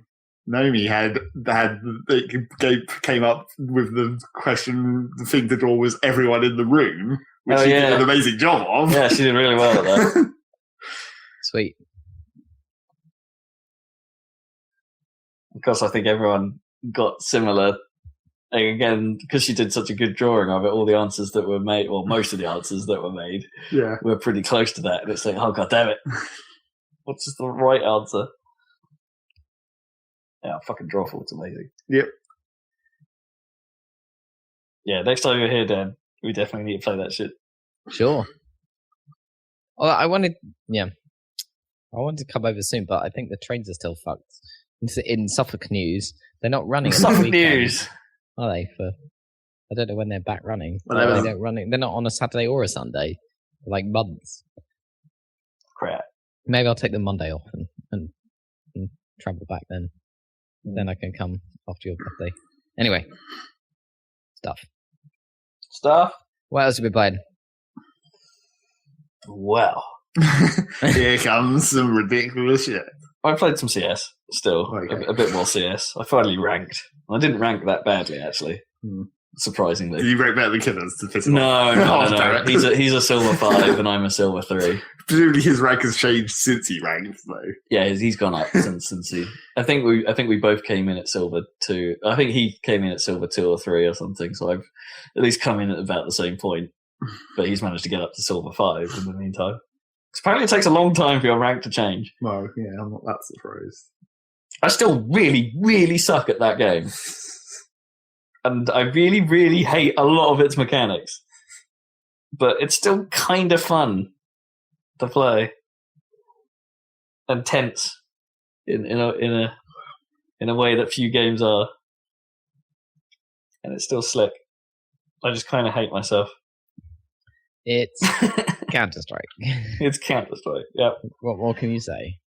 So Kippers, I have been having problems with connectivity. Like, I've noticed that just from watching you pop in and out on Steam. Yeah, that was me trying a ton of stuff because when I'm in a lobby with other people, it seems, and we've narrowed it down to it just being me now, and that if I'm in a lobby with other players, the game has a tendency to go to the confirming match stage and then not present the accept button to players. Because the idea is doing its matchmaking is it will find an appropriate match and then give you 20 seconds to hit an accept button. And if one of the players it's matched with doesn't hit the button, it abandons that matchmake and starts again. Just to make sure everyone's ready. This is when you're playing competitive mode. Because, it's kind of important. The problem is that when I'm in the lobby, the accept button does not appear. And there's all kinds of weird tweaks you can do. Like, supposedly you can adjust the Steam's max server ping setting or something to reduce the number of connections you make simultaneously to try and query this stuff. And apparently for certain connections that makes a difference. Didn't make a blind bit of difference for me until I eventually just restarted everything. Turned off Steam, turned off the router, and then we finally managed to get into a couple of games.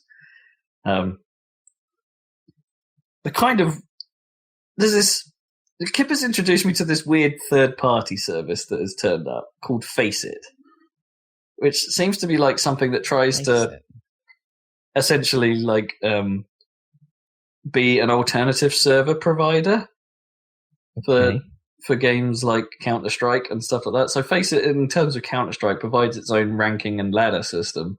And the idea is they're trying to get you to pay for a premium account so you can become part of their competitive leagues and stuff. So I guess it's designed for the pro players. Right, okay. And hence why I got my ass handed to me whenever we tried playing on it.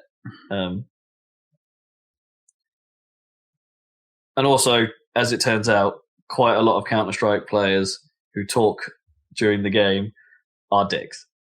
It's the lore of gamers being knobs is not being helped by this game at all. It's like, don't get me wrong, the people that I play with Kips with, and we all have a chat channel going and stuff like that, they seem like pretty great guys. But the randoms you come across who are definitely skilled at the game, don't get me wrong, are complete bellends. Like a good 90%. Yeah, they're not British. Let's put it that way. The majority of the time, they're not British. Let's put it that way. Well, no, like the majority. I just mean the majority of people you meet in Counter-Strike. Sure. Randoms just aren't British, and it's. I don't know. Maybe it's a very European game. Not sure. It's.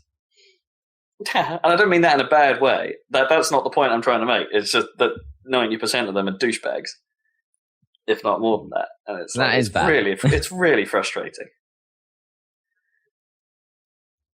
Because it's like they're just throwing insults at you for sucking, and I'm like, yeah, I know I suck. I'm trying to get better. This isn't helping me. Yeah, give me a break. I haven't had voice turned on in TF for ages. I probably should actually turn that on because it's quite funny when people get annoyed with me. I've only been seeing it in text. It's just the thing, like last couple of times we've played TF, it's kind of good to know that all those days on the Hampshire heavies and thinking I suck real bad because we were playing on the heavies has not been wasted. Because you go on public servers now, or the Luxembourg servers as we always do, and we kind of kick ass. Yep. It's awesome. I always do that, even when we were playing on the heavies. Because then occasionally I would go on to other random servers. See, I never did. I was like, I was very true to the heavies. But of course, everyone just sucks now. That's not actually, it's not necessarily because we got much better due to playing on the heavies, although we obviously did get better. But everyone else comparatively now has got a lot worse. Yeah, I'm not sure I'm as good as with whatever my core classes were then. Like, because I've branched out a bit more since then. I can play Scout now reasonably well. Yeah. And I can play Demo Man reasonably well, which I couldn't back then. And are your skills still sharp, Zeg? Are you still top of... Yeah, clearly. Murderizing? My pyro skills suck now. I'm really bad at it. I just use the really cheap pyro setup and it's awesome. You should try that. I can't do the shotgun combo. I can't get it right. It's well easy. It's like the easiest. It's actually incredibly overpowered, probably. It should have been nerfed ages ago. Oh, they're not going to change that game anymore. I don't know. They might. There's still been a few balance-ish patches, like when they did the demo thing recently, where they changed the sticky bomb arming delay again. Oh, did they? Yeah, and all that stuff. I thought I noticed that the animation had changed a little bit. Well, yeah, they've also made it more obvious. Yeah. And so in the arms, it looks a bit different. Yeah. Yeah, so CS. But I guess the big thing I should talk about is what we talked about last week. Wait, is it? Well, we briefly touched upon it. Okay. And and thinking, hey, maybe Dan and I should play this shit. So I've been playing a lot of Assassin's Creed 3. Oh, yeah? How's it going? That's the general consensus on that game, isn't it? Yeah, it's a bit of a mess, is the problem. So I'm playing the PC version. I don't know if that has a lot to do with it. But I immediately found myself hating the new controls. Okay. So what's different? So they're not wildly different, but the idea of I'm sure before this, didn't there used to be the concept of both low and high profile modes? Right. So if you wanted to be sneaky, you'd go to low profile, right? Or you'd hold left trigger. Right. Yeah. and then it would force you. You'd crouch basically. It would force you to be all super sneaky and stuff like that. That's gone. Right. So you only have like normal and high profile. And so that threw me for a while because there's me trying to be, I need to be super sneaky around this point. And of course, you're just standing up like super casually. It's like, no, I need to hide. How do I do that? I need to find like specific plant or something that allows me to hide in it. I don't know. Maybe I'm misremembering it, but from the 2 series, but something didn't gel with me straight away. And then it makes you fire a gun. And that crap is clunky as hell. Oh dear. It's like, so in order to accurately fire your gun, like the only way I've managed to make it sort of work is that you have to use left trigger, which puts it into a sort of zoomed mode. Okay. So you can highlight the guy you want to shoot. The game doesn't slow down at all during any of this, by the way. This is all just happening. And then you press and sort of hold the Y button to line up your shot and release to shoot, I think is the idea. Right. Which is okay. It's not great if you're trying to do something in a hurry. And that is exacerbated by the fact that the game actually then says, okay, once you've fired your shot, you need to reload the gun. So press right bumper to reload your gun. This does not work. Nice. Like, the easiest way to make your gun reload is to actually push Y again, as if you were trying to shoot it, and then he does the reload animation. So that threw me for fucking ages, because it puts a little prompt up as well, saying RB, like, around the So what does happen when you press it then? Fucking nothing. Okay. It's just broken. Yeah, well, you can hold that button to get to the weapon selector, which does pause the game and stuff. Like, it just brings up a menu, and you can go, I want this weapon right now, thanks. Yep. But just tapping it does nothing. So it that was rubbish. That kind of annoyed me as well. And it's very strange because it seems like the good first half of that game seems to be quite a linear story thing. It doesn't open up in the way that previous Assassin's Creed games do after the first couple of sequences. So you get access to like the city and yeah. Well, yeah, you do get access to the city and some of its mechanics, but it never feels like you've got everything that you used to have at your disposal for a very long time. I'm like climb ring and stuff, like the hook and stuff. Oh, none of that exists in this. You will not. I don't think it exists at all. You just climb and there's none of the mechanics to like perhaps hold a button so you're in the grab stance, for instance, that you grab onto ledges exists. Mm-hmm. You will just grab stuff automatically. The actual extra climbing mechanics of using the hook and things like that don't exist. And in fact, some of the climbing on some of the buildings in Boston just doesn't work very well. You know how they have the slanty roofs, but there's that lip in classic roof design. There are plenty of occasions where you just can't climb onto that when you're right underneath it. You won't do the little jump back that you need to get on that thing. Yet he'll very easily do that on some of the bigger awnings and stuff like that. Those lips at the top of roofs just seem to be a real problem for the climbing mechanics, and it doesn't work that great. That seems like quite a serious problem to me. Yeah, and the game is full of little weird bits of jank like this. Like, I don't know, there are plenty of times where I've come out of a story sequence only for my character to have spawned right in the middle of a crowd of guards that were walking past, so I've bumped into about 5 of them starting a fight. And it's like, fuck's sake! Right, yeah. And that's happened a few times. There's been plenty of times where when you get up to a certain distance away from pedestrians and the townsfolk, their model and behaviour changes, I suppose, as it goes from I don't particularly care to the game going, okay, now I need to simulate these guys with a little more realism. And sometimes that change can result in hilarious stuff, like a guy just spinning on the spot for a while the game tries to figure out what he's supposed to do, or completely changing pose, or you'll walk into a bar and there'll be someone standing on a table until you get close to him and he'll snap into a seated position. And it's weirdly janky in a way that the previous games just weren't.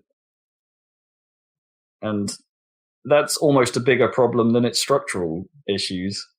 As I was alluding to before I got sidetracked by more jank, it's like the game only really feels like it opens up by the time you reach sequence 5 out of 11 or 12. or something like that. So I'm like halfway through the main story. And it's still barely opened up. Which is, by the way, the point, but when you get to players who is supposedly the main character of the game.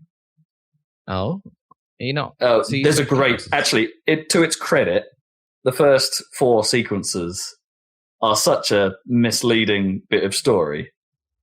And it does a fantastic sort of end twist. And I think that's really well done. Bait and switch thing. Yeah. Okay. Yeah. That's actually really great. How it flips everything you've done so far, thinking you were a good guy, basically. And you're not. Cool. You're not. That's cool. Spoiler alert, you're not. No. So it does that really. And I actually kind of dig the story. You can't be a good guy if you're killing all those English people. But yeah, I don't think that doesn't change no matter who you are. You just kill the redcoats. Yeah. I do kind of dig the story and the beats that it pulls and where it goes. I think it tells that stuff pretty well. There are moments where it doesn't make it necessarily very clear, like where you should be going next and why. It's like the game just suddenly goes, "Oh, go here for the next story mission," without really any context as to why you should be going there. Stuff just happens when you're in the area. Right. That starts the next sequence of story. I guess it's a bit bad at that sometimes, but yeah, I'm not really against how it presents itself like that. Which then leads me to a lot of its other mechanics. Like, I don't know, the game, Assassin's Creed, especially since Brotherhood, seemed pretty keen on adding a lot of side stuff. And I don't just mean like side missions. I mean like actual side mechanics, like the bro system or the ability, the what is it, the consignment stuff and things like that, which I still don't.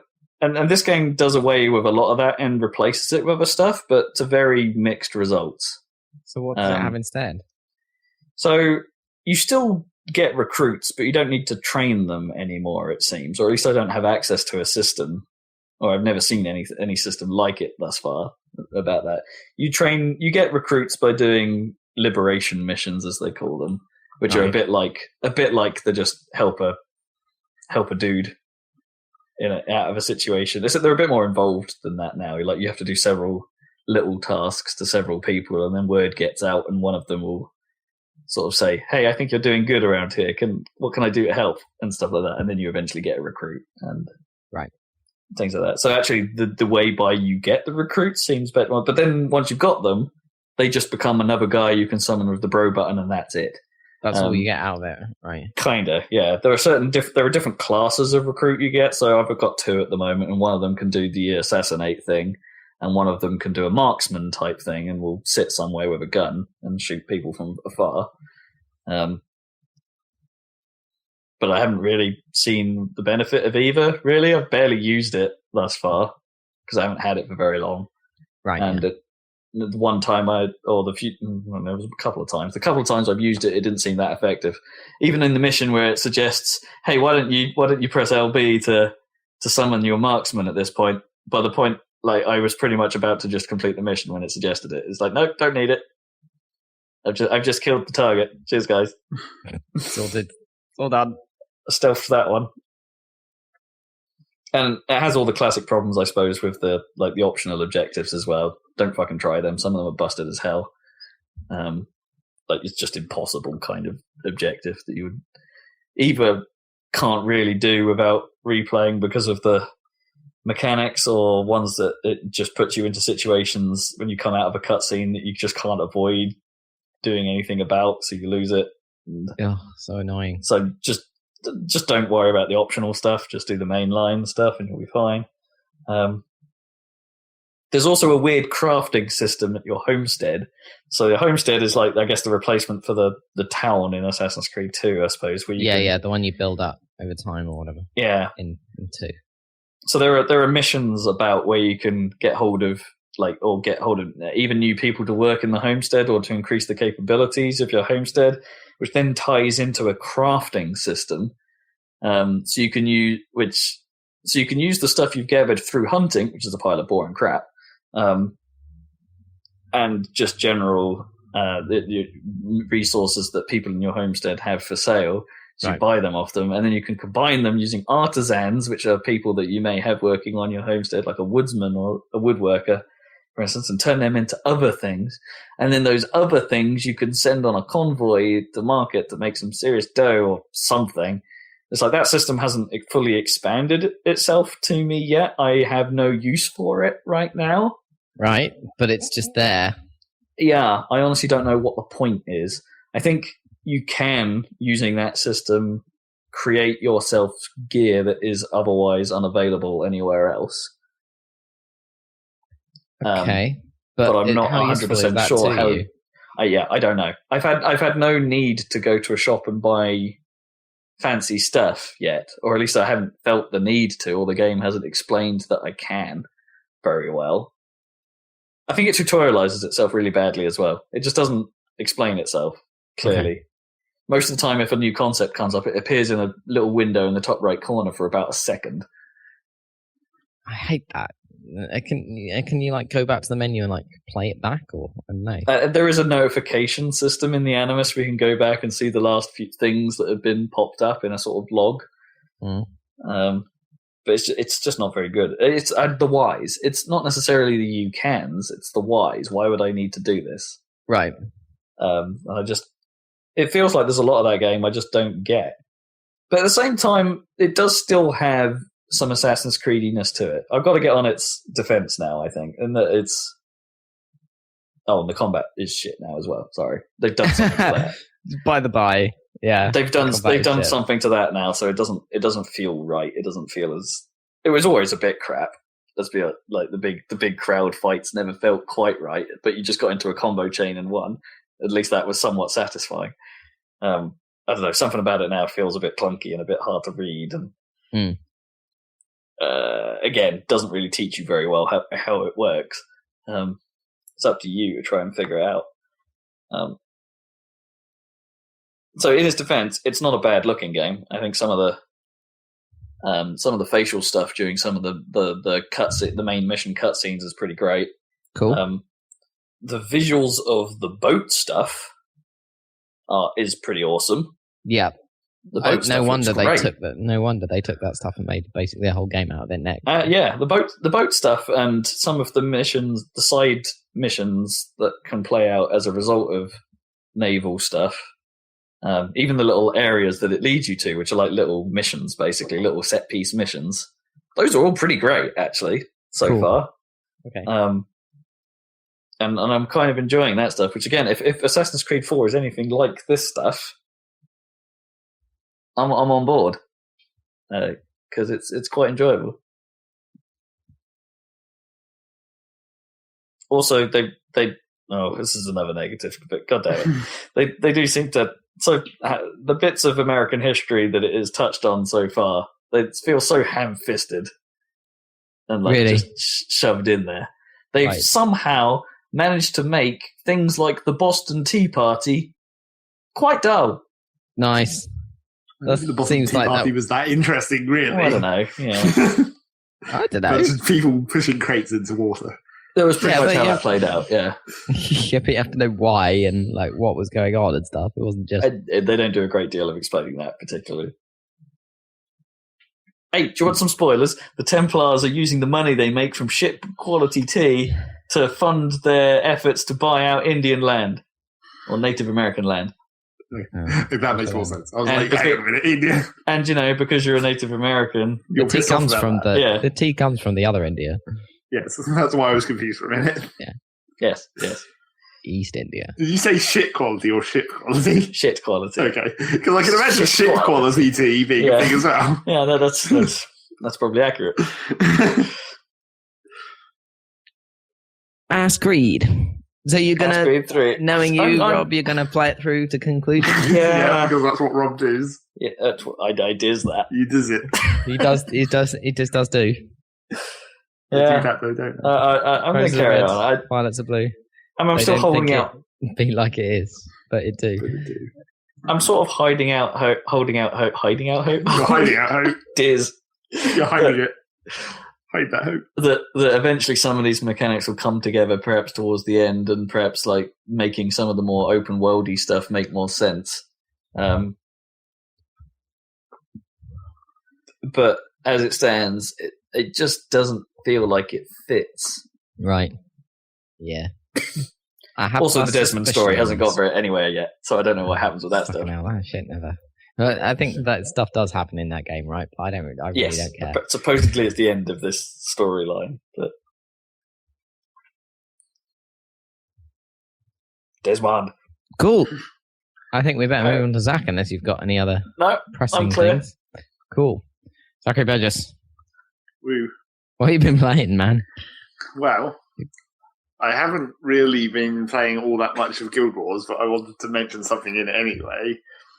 They're doing not really actually an event that where it's basically something they've done before that they've re-enabled temporarily and added a little bit to for Chinese New Year or whatever. Yeah, of course. And it's basically a shitty mini game PvP thing. It's bloody awful. I don't understand why people liked it at any point and why they thought it was a good thing to bring back. It's basically like this 5-on-5 PvP battle thing, except you basically only have one skill by default, and then there's power-ups that you can pick up off the level, and you run around and throw things at each other and do damage. Okay. But I don't find it very interesting for a start, just that general concept of having one skill and then picking up more and stuff. Maybe because I don't know the levels, obviously I don't know where any of the power-ups spawn, which doesn't help. But also, the main problem I have with it is you fucking cannot tell if you're being hit. It's there's no, sense of actual damage occurring when you're hitting people or when people are hitting you. It's just I suddenly died. I guess I was being hit. In fairness, that is kind of a common MMO thing. Yeah, but it's because these specific skills that this one thing that you have is just quite a simple thing. It's not nearly as flashy as most of the things that happen in Guild Wars when you're spamming your weapons and shit. Sure. It's just this slight glowing ball that wafts into you and does no effects or impact or anything. It's just I've just wafted my health away. Yeah. So that's dumb. But what's more important, or sort of important to talk about it, is that it's another case of the rich getting richer, which I think was something that has started to happen in Guild Wars, I guess, with the re-enabling of all these events, like the Christmas one with the Grindathon and all that stuff. But it's this is maybe the worst example of it, of the rich getting richer in Guild Wars. And I wonder if it's just they're sort of giving up in trying to worry about that now that they've got the expansion coming or something. Okay. To some extent, because they're going to add a whole bunch of new stuff that they can balance the prices of or whatever. But the problem with it is that you can go to this vendor and you can buy these special containers that you open, basically, and you can only buy so many of them per day, but if you win the mini game you can buy more of them. Okay. So that's a sort of a way to grind that to some extent, but I can't bother to fucking grind that shitty mini game, so I just get the number you can get per day. So you can get this certain number of these envelopes per day, and you open them and they basically contain luck mostly. So obviously, magic find. So that's what you want. Yep. Ding ding. So you get luck. You always get a junk item that's worth some amount of money. But the weird thing about it is that this junk item is worth 90% of the cost of buying the thing. So it more or less makes it essentially free. Okay. So you're buying this envelope and you're guaranteed to get virtually the whole cost of how much you paid to buy it back. And then you can also get some other things like some festival food related to Christmas New Year, Chinese New Year. Christmas New Year is regular New Year. So you get festival food, and that has some magic find buff, and then there's a global magic find buff for everyone in the game during the Chinese New Year and all this stuff. But the trick about it is that one of the other things you can also get, well, there's a couple of other things you can also get out of these envelopes. One is obviously the special item, the one thing that drops fairly rarely that everyone wants. Is a back item with, it's got stats, so that makes it actually worthwhile as a back item, because not very many back items do. Or we've got a book. Yeah, but this one doesn't just have stats; it has selectable stats. Oh, okay. So you can choose what stats you want. Okay, yeah. And it's exotic grade, so it has good stats as well. So there's that. But then, like, one of the other rare things that drops out of the envelope is instead of the regular junk item, you can get another type of junk item that is worth like 8 times the cost of the envelope. So you can basically make a profit. Is basically what I'm saying. Okay. But the trick to this is, which is why it's the rich getting richer, is that the probability of getting something out of these envelopes is affected by your magic find. Oh, I see. So because I have such good magic find, like probably 70% of the days that I've done this, like bought all of the envelopes I can possibly buy and open them, I've made profit. Are the envelopes red? Yes, they are. Awesome. So it's like I've got at least one of those items that's worth 8 times as much as I paid for the envelope and made a profit on virtually every day. Plus I'm getting a bunch of luck, so my magic find is continuing to go up. Do you reckon Guild Wars is actually available in China? Just a thought. I think it might be. Or is it one of those things where they have to have a whole servers. dedicated thing? I think it might be. So yeah, that's it's kind of butt in terms of like balance. Because I don't see why that they can't have not realised that was what they were doing. Because that is, if you're going to make a container that drops luck and has a better chance of dropping more luck if you have better luck, that's kind of like they've kind of self-reinforced the problem. Yeah. It's just going to unbalance more. And obviously all the food that drops out of it gives you more luck, and there's this global buff to luck. It's just like luck. It's like if I look at my main character and look at the actual stats page where my luck... global buff a giant lucky cat? No, it's floating above Lion's Arch. If only. It's just in the bar, in your stats bar, your buff. But if I look at like one of my other characters, who maybe doesn't... Well, I guess if you look at my actual account where it says how much luck I have, it's like 113% or something now is my base luck. But if you look at my main character where I've got the global buff, I've got the food buff, I've got a magic finding luck banner from someone putting it next to the thing, of course. What, a guild banner. Got that. So if you look at my actual main character, my main character's luck stat is like 289%. Nice. So it's like, Jesus, that's a bit ridiculous. I should probably go and like do some world bosses and open the big chest and have a better chance of getting decent loot for a while. But I haven't. Can't really be bothered at the moment to play the Guild Wars. I've been playing other stuff. Like, Segway. Whoopah! That was a sweet one, obviously. You threw a gun and everything. Yep. It's just a single gun, not double guns. No. Speaking of single guns, to make a segue out of the segue, Whoop. I've been playing Mass Effect. Oh yeah, you did mention to me. Mass Effect 1? Yes, because I suddenly decided that, because I never fucking played Mass Effect 3, obviously I'm not just going to fucking play Mass Effect 3, I'm going to play all of them. Naturally, as you do, from the beginning.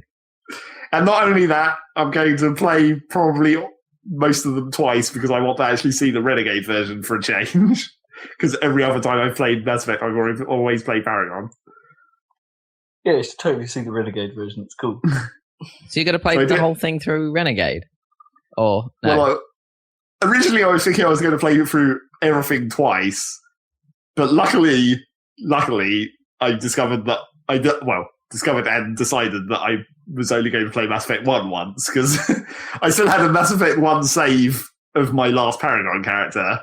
Right. And once I started playing Mass Effect 1, I was like, I remember 90% of this stuff, and the Renegade version isn't actually that different, so I'll just play it from Renegade. Yeah, Mass Effect 1 doesn't make a great deal of difference. And it doesn't matter, actually, because that stuff doesn't care. The Paragon Renegade doesn't really pad some over. of it, like the Rachni and...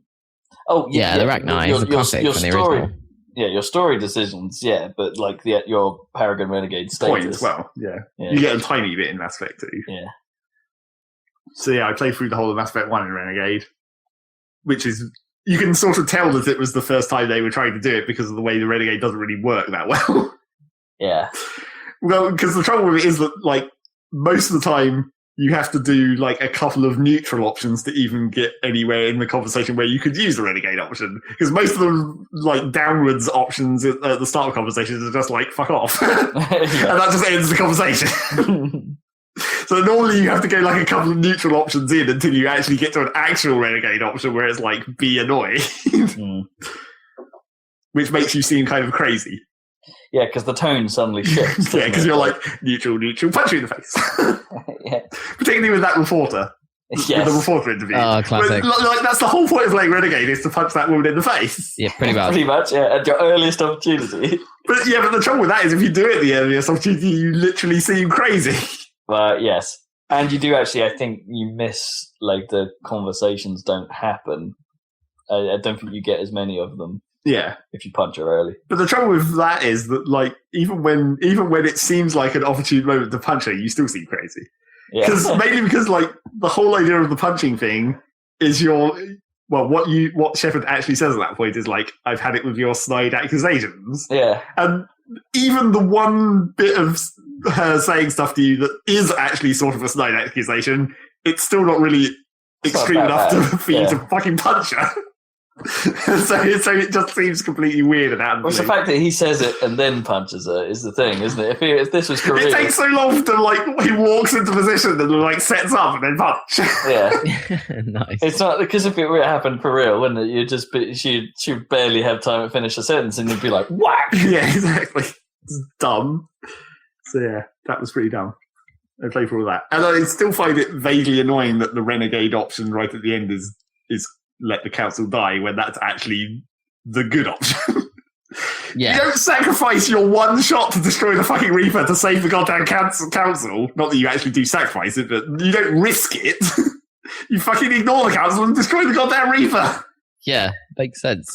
I like the end of that game, even though you fight the bad guy in like a shopping mall thing at the end. Yeah. The bit where you're climbing along the outside of the Citadel thing and stuff. And that's pretty cool. That's pretty cool and epic. Yeah. That was the timer. But I can't see myself going back to doing all of the bloody Mako stuff. Yeah, it's like it's kind of cool, but all of it, man, all of it. Well, I did all of it, but I had a fact, so I knew where all the locations were, so I didn't have to I didn't have to scout around to find all the mineral deposits and shit.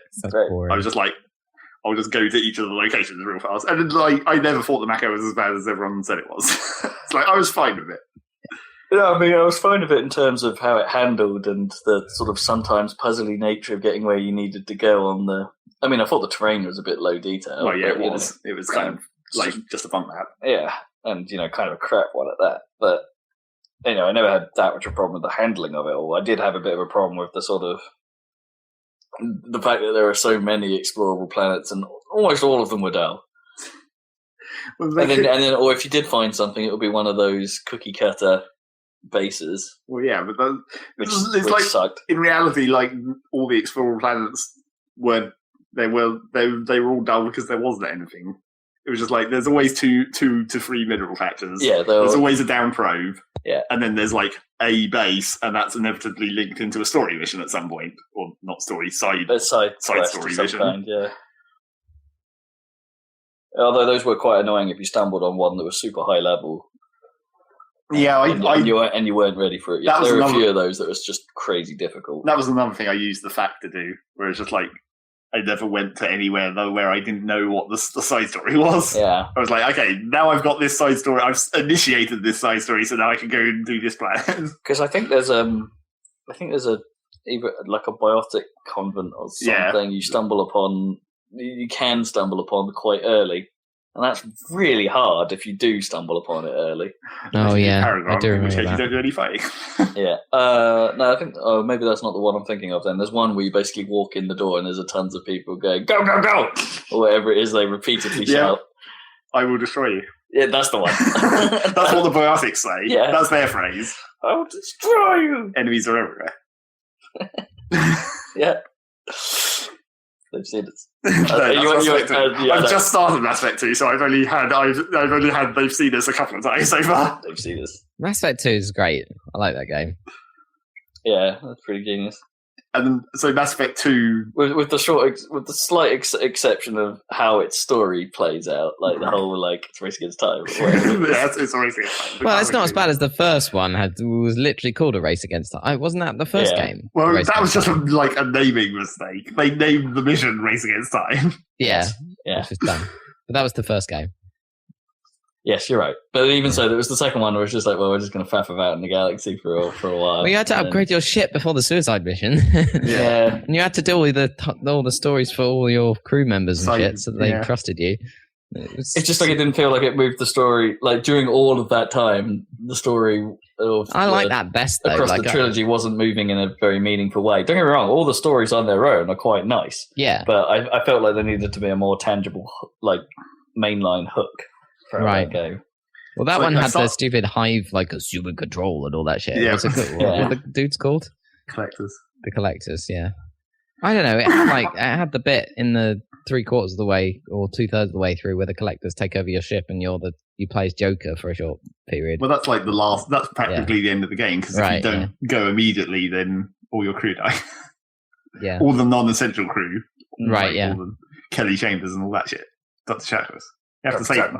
Don't leave them behind. Oh, Kelly Chambers. I never did manage to sleep with Kelly Chambers. You can do that if you're... She's not that interesting. No, she's not. But I think that's the only... Is that the only gay one or possible? No. No, there isn't. No, there's you mean for females, yeah. Yeah, for females. Oh, yeah. Because I play female, right? Anyway. Yeah. So this is my plan forever, with Mass Effect. After I'd finished with Mass Effect 1's Renegade run-through with female Shepard, now that I've got male Paragon, female Renegade, now I can play Mass Effect 2 twice. Nice. See it in both versions. And you'll finally get to play 3. Yep, and then eventually, sometime in the future. Looking back on 3, I like the sense of everything being like the end of the world that was like going through that game. That was cool. Like the end of the galaxy or whatever. 3 had a real good tone. Yeah, it did. Fucked up the important thing, course, famously, but still. Yeah. The important thing that I'd forgotten about Mass Effect 2 on PC was how incredibly important it is to have a mouse with DPI settings. Because holy fuck, that game is all over the fucking place with like the mouse control. Well, it's kind of famously not the most thought through PC port at the time. Well, the first problem with it is like, I think I probably said this at the time as well, but like you can tell it's bad when the mouse sensitivity settings says low, medium, high instead of like numbers or a bar. Yes. You're like, oh. But so I have it set all the way to low, and that makes the like shooting, like third person shooting sensitivity way too high. So I have to use my mouse DPI buttons to set that to. I've got 3 settings basically on my mouse. I could have more, but I can't bother to go and figure it. So when I'm shooting, I have it set to the lowest setting. When I'm doing many stuff, it's the middle setting. And when I'm planet scanning, it's the highest setting. Right. And it's critically important that you have those options, because otherwise it's fucking impossible. It's just 2 is that's still it, that limited. Oh, okay. Interesting. Why don't you just play on a controller? Because I'm better at using a mouse. It makes it easier. Significantly easier. I can be a sniper and just go headshot. True.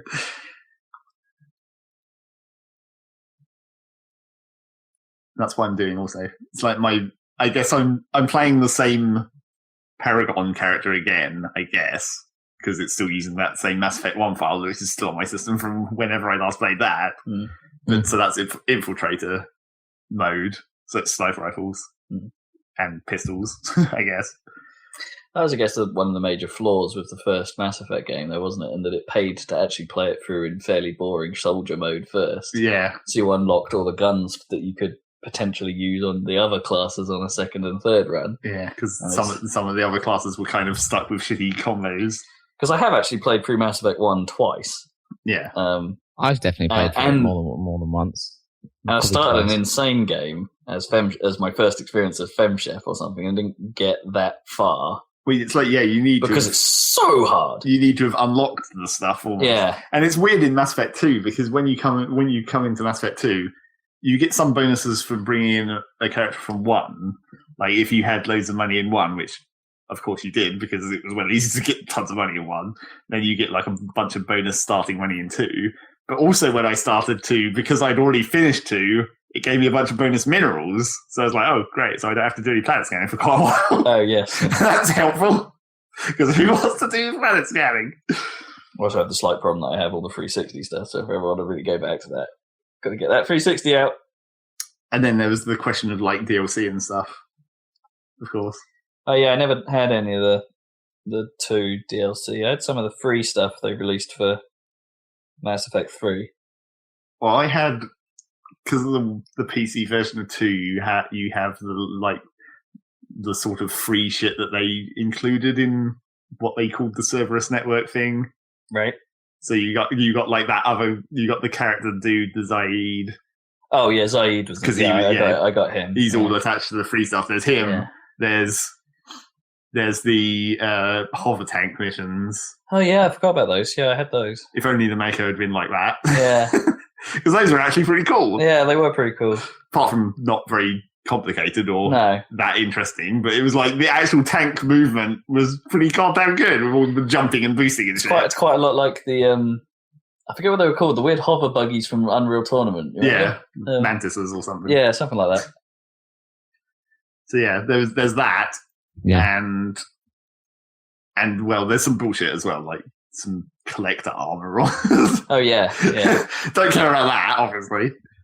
But then I've also ended up with the other character, that thief woman, and I think I have Shadow Broker as well. So cool! Point, Shadow Broker is supposed to be like the highlight. Yeah, so it's basically so that I don't think I had that originally when I played through, so I don't think I've actually seen it. I haven't played that, so that should be interesting. Eventually, yeah, the thief woman is like Japanese, which is kind of cool, I guess. But I haven't done her loyalty mission yet, so I don't know how that's going to turn out. Supposedly, it's a party, and you have to go in your formal attire and look really cool for a while. Oh, I heard about that. I remember that. Wasn't there? I think didn't they do something like that for Mass Effect 3 as well? One of the DLCs for that was basically like everything's okay now, let's throw a party, and it was an awkward social thing. Yeah, where that's like the last Mass Effect 3 DLC, I think. Yeah, where all your other crew members make a cameo. Yeah. I definitely remember a party in Skyrim where you had to dress up. Really? Yeah. How do you dress up? Do you like get some weird? Oh no, wait, that's part of the Skyrim story. I remember. You go. That's when you're getting inside the elf embassy. Yeah. You have to dress up temporarily. I like the idea of an elf embassy. What? They're fucking elves. But like them having an embassy doesn't sound quite right to me. Having like a palace, yeah, sure, an embassy doesn't sound. It's a different country, isn't it? From the elf lands, and also they're bastards. Actually. So yeah, I played some Mass Effect 3. Mass Effect, not free. Get there eventually. Cool. Yeah, we're kind of out of time. What else you got? Nothing. It was a whole fuck ton of Mass Effect. I mean, I played through the whole fucking Mass Effect 1 in like 24 hours or something. That's not bad going. Well, look forward to Mass Effect 2 review again. That was our game of the year. What did you say? Like 24 hours? 24 hours. That's a pretty good time. Especially my usual time is well over 30. Well, yeah, like I said, that fact helped. Just going from place to place in the correct order. Although the trouble with it was, as good as that fact was, where it had like the exact locations of everything on the map and everything, sometimes it wasn't quite specific enough about like the triggers for missions. Or at least, well, it said it where the description of the mission was, but in the section where it was describing the map, it would just say like land and then the mission name. But that sometimes actually means land, and that causes that mission to start. Oh, I see. Like for the ones that you discover by going to a planet, rather than being told to go to the planet. Yeah. But I just looked it up, looked in the other part of the fact eventually, when I was like, "Why has this not appeared yet?" I'm sure it should have. And I was like, "Oh, you actually have to land." That one's discovery. That's one you only find out when you walk in the door. Yeah, it's a few of those. And there was another one that I don't. Oh, it was a mission that I hadn't ever seen, but it was because it was the mission that was specific to my character background. Like when you choose your I guess it's your upbringing. Modifier in Shepard, where it's like Spacer or Earthborn or whatever. It's like that. There's 3 different missions there for each of the 3 options. So I'd never seen this one, and I was like, that mission's new. Oh wait, it's the one. I remembered the one where there's the crazy woman on the dock, but I hadn't remembered the one where it was like the beggar in the corridor. And I was like, that's the replacement for that mission. Yeah, don't remember that one. And my Renegade Femme Shepherd is a Vanguard as well, so that should be fun in 2. Because I hear that Biotic Charge is quite fun in 2. Yeah, I think I had that. Like I played all biotic in 2. So well, it's not all biotic. It's Vanguard, the one with the shotgun biotic, where you boost dash and then explode and then shotgun people in the face because you boosted onto them. I did play a little bit of that before I was like, I should probably just go through on Paragon first. Because I was planning of like alternating. I'm sure. But then I was like, I'm not sure I can withstand playing the same mission immediately after each other. As cool as it is to go back and forth and see like the differences in the renegade options within the same mission while you remember what you just did. Yeah. It's not actually cool to play the same mission twice in a row. No.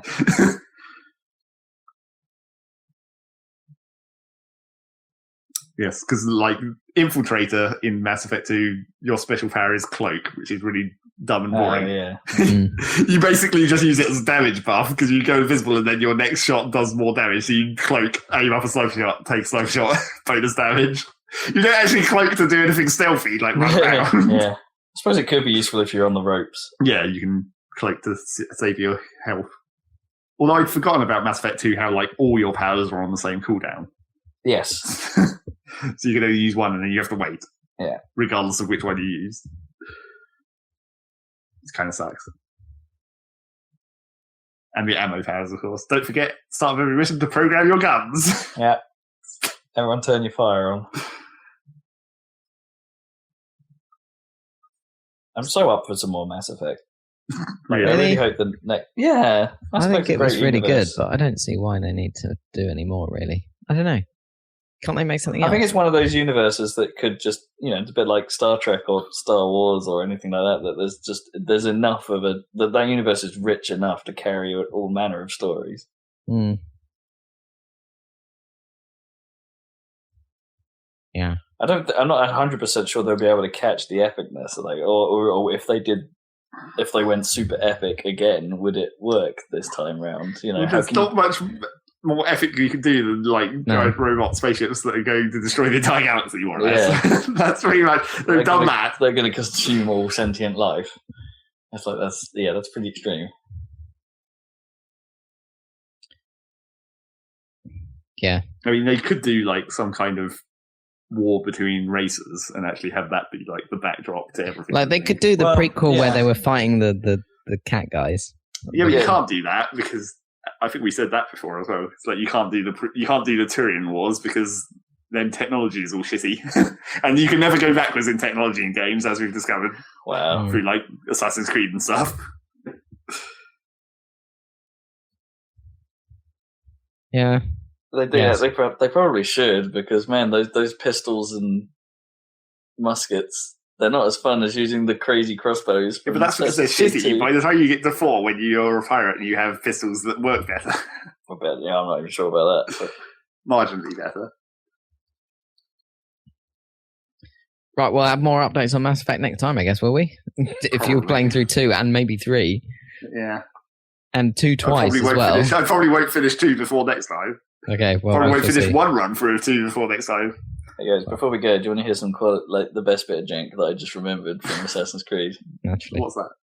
I mentioned briefly earlier that the hunting is crap, and it is. It's kind of pointless. I don't really get it. You can stab a wolf in its face if you want. Okay. But if you're on a horse, those wolves won't attack you. They'll just mill around the bottom of the horse. And the horse doesn't care. The horse doesn't give a shit. Okay. And the wolves won't attack the horse. So what you do is you get your bow and arrow out, and you shoot them. Except they're too close to the horse for the physics to work properly. Nice. So their limbs get stuck in the horse and then start stretching out and going crazy, and then they'll fly into the sky. Okay, classic. Top tip. Make your wolves Top tip, make wolves go into space, because that's really helpful. Yeah. Top tip. It alleviates a lot of frustration. Does it? You're just there going, oh, okay, that's funny. A wolf just flown. just flown. Just flown. I flew a wolf. And on that note, thanks for joining us, listeners, for Flying Wolves and General Jank. Catch us next time for more Mass Effect news, more probably Assassin's Creed 3 finishing offs, and some Homeworld stuff. I don't know. New stuff next week. And we might have some videos for you, maybe. I mean, probably. I mean, the Final Fantasy ones are getting towards the end. Yeah, which is exciting times. It's been going for years. Yeah, we recorded part 30 today. Yep. We didn't get to the end. You'll get there. And and maybe we'll have some like Destruction Derby 2 shit for you guys. So stay tuned for that. Beat Hazard and Beat Buddy to come next. Cool. Look forward to Beat Buddy and Beat Hazard. I'll talk about Beat Buddy, but I'll talk about that next time. We'll catch you next time. Yeah. Bye, guys. Bye.